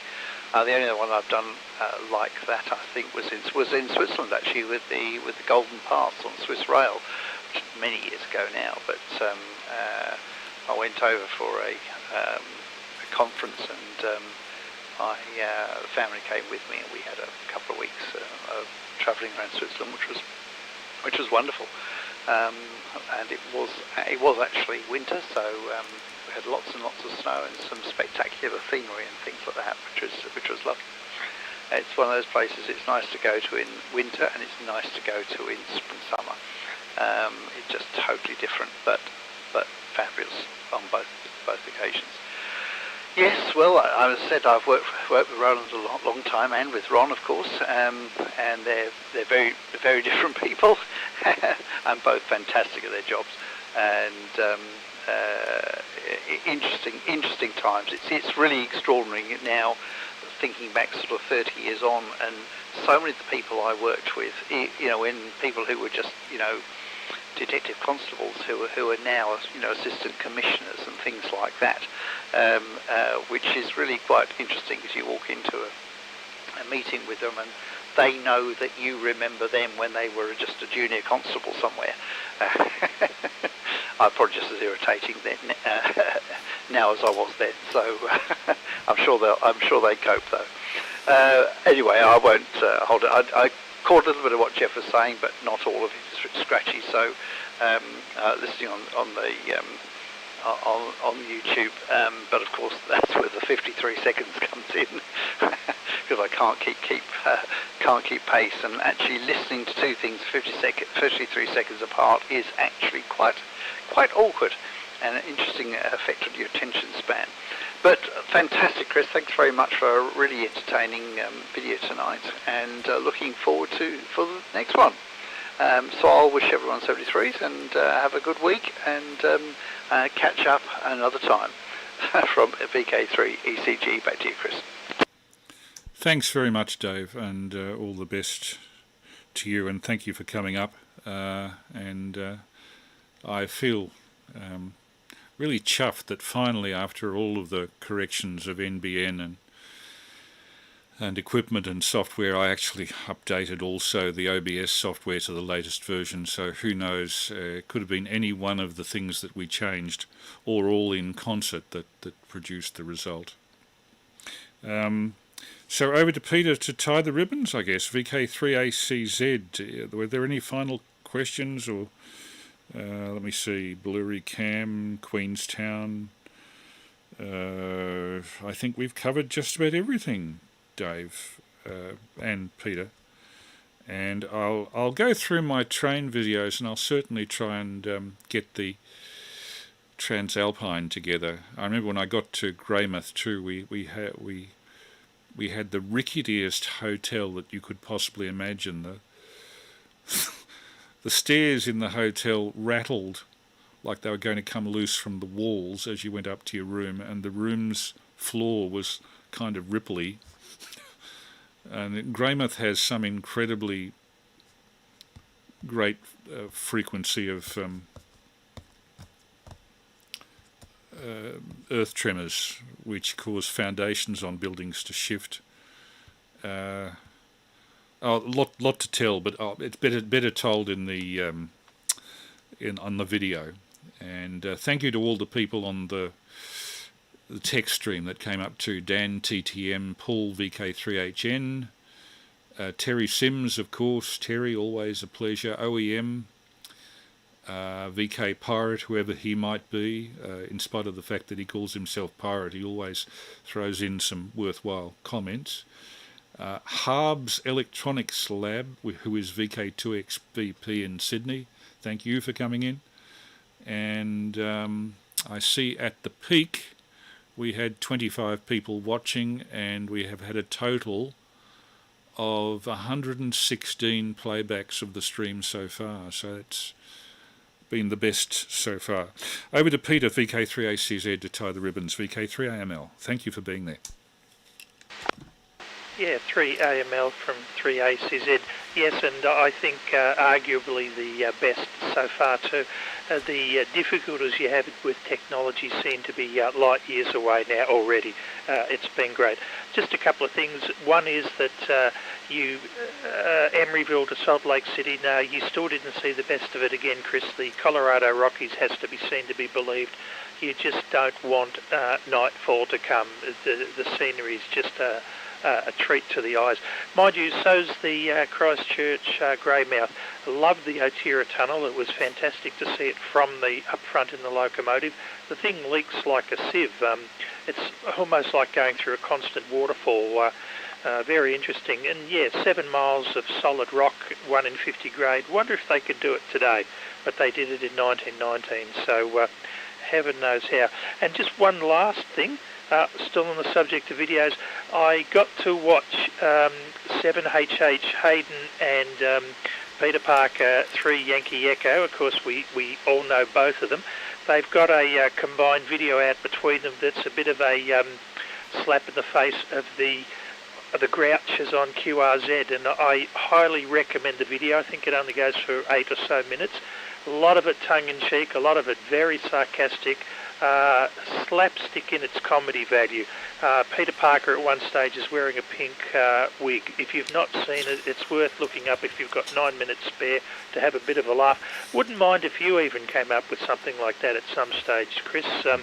I know that Jim, 3 Angry Man Now, has already. He brought out a nice COVID-safe Radio Shack there, where he was putting a mask on his microphone and protective eyeglasses over the screen of his radio and talking about the danger of COVID. Yes, you have to laugh. Sometimes it does you the world of good to have a laugh. But anyway, thanks once more for the broadcast. Yeah, as good as it gets. Just fantastic tonight, and look forward to more of the same next week. thanks again, and good night to Dave, good night to Jeff if you're still there, and other listeners. Chris, thank you again. 7-3 to all. VK3AMN, VK3ACZ is closing down. Okay, have we got any final breakers before I close? Chris, it's Jeff here. The word Gunzel.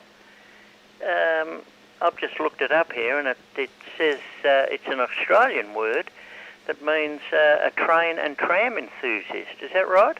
That's right. I've never heard it. I've never heard of it.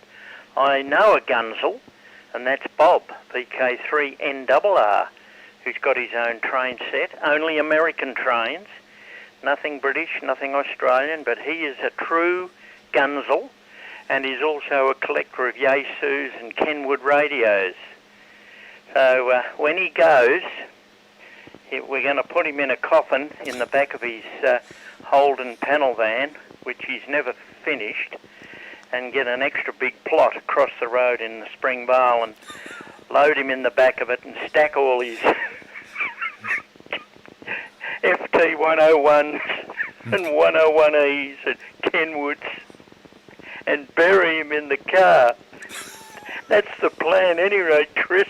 I don't know whether it'll come to fruition. But when I heard the word Gunzel, it immediately took me back to the film The Maltese Falcon with, now was it The Maltese Falcon? With Sydney Greenstreet, Bumphrey Go-Kart, and Alicia Cook Jr. played the role of a Gunzel. In other words, the gun for hire to Sydney Greenstreet. And I immediately thought, well, and then I looked it up and it was an Australian word for train and tram spotter. So maybe it's an American word too, meaning a gangster or a hired man. I don't know. Anyway, I'm just throwing that into the melting pot. Good morning all. Over to you, Chris. VK3AML and the group, VK3BJS. Yeah, well, words that are accepted with one meaning in one country can quite often have a totally different meaning. You have to be very careful, for example, with using the word thong, meaning a piece of flip-flap footwear, with Americans, because to an American a thong is something worn by young women dancers of a certain socioeconomic level, a piece of lower underwear made of 4 pieces of string, basically. So, so yeah, you've just got to be careful how things translate across international borders. Anyway, this is VK3AML. We've had our Saturday night test transmission with concurrent video stream on VK3AML 16 October 2021. That phrase will bring up the YouTube live stream, and it will in perpetuity because it's by its nature recorded for subsequent replay.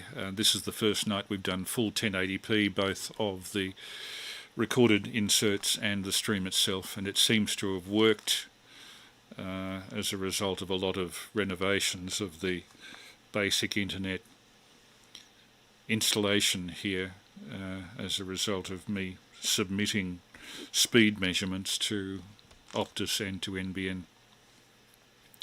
So hopefully we'll see you next week at 9:30 p.m. Melbourne time for another session, and I'll now say goodnight to everybody on the stream, as well as those who have been patient enough to listen. VK3 Alpha Mike Lima now clear, wishing everybody a very good night.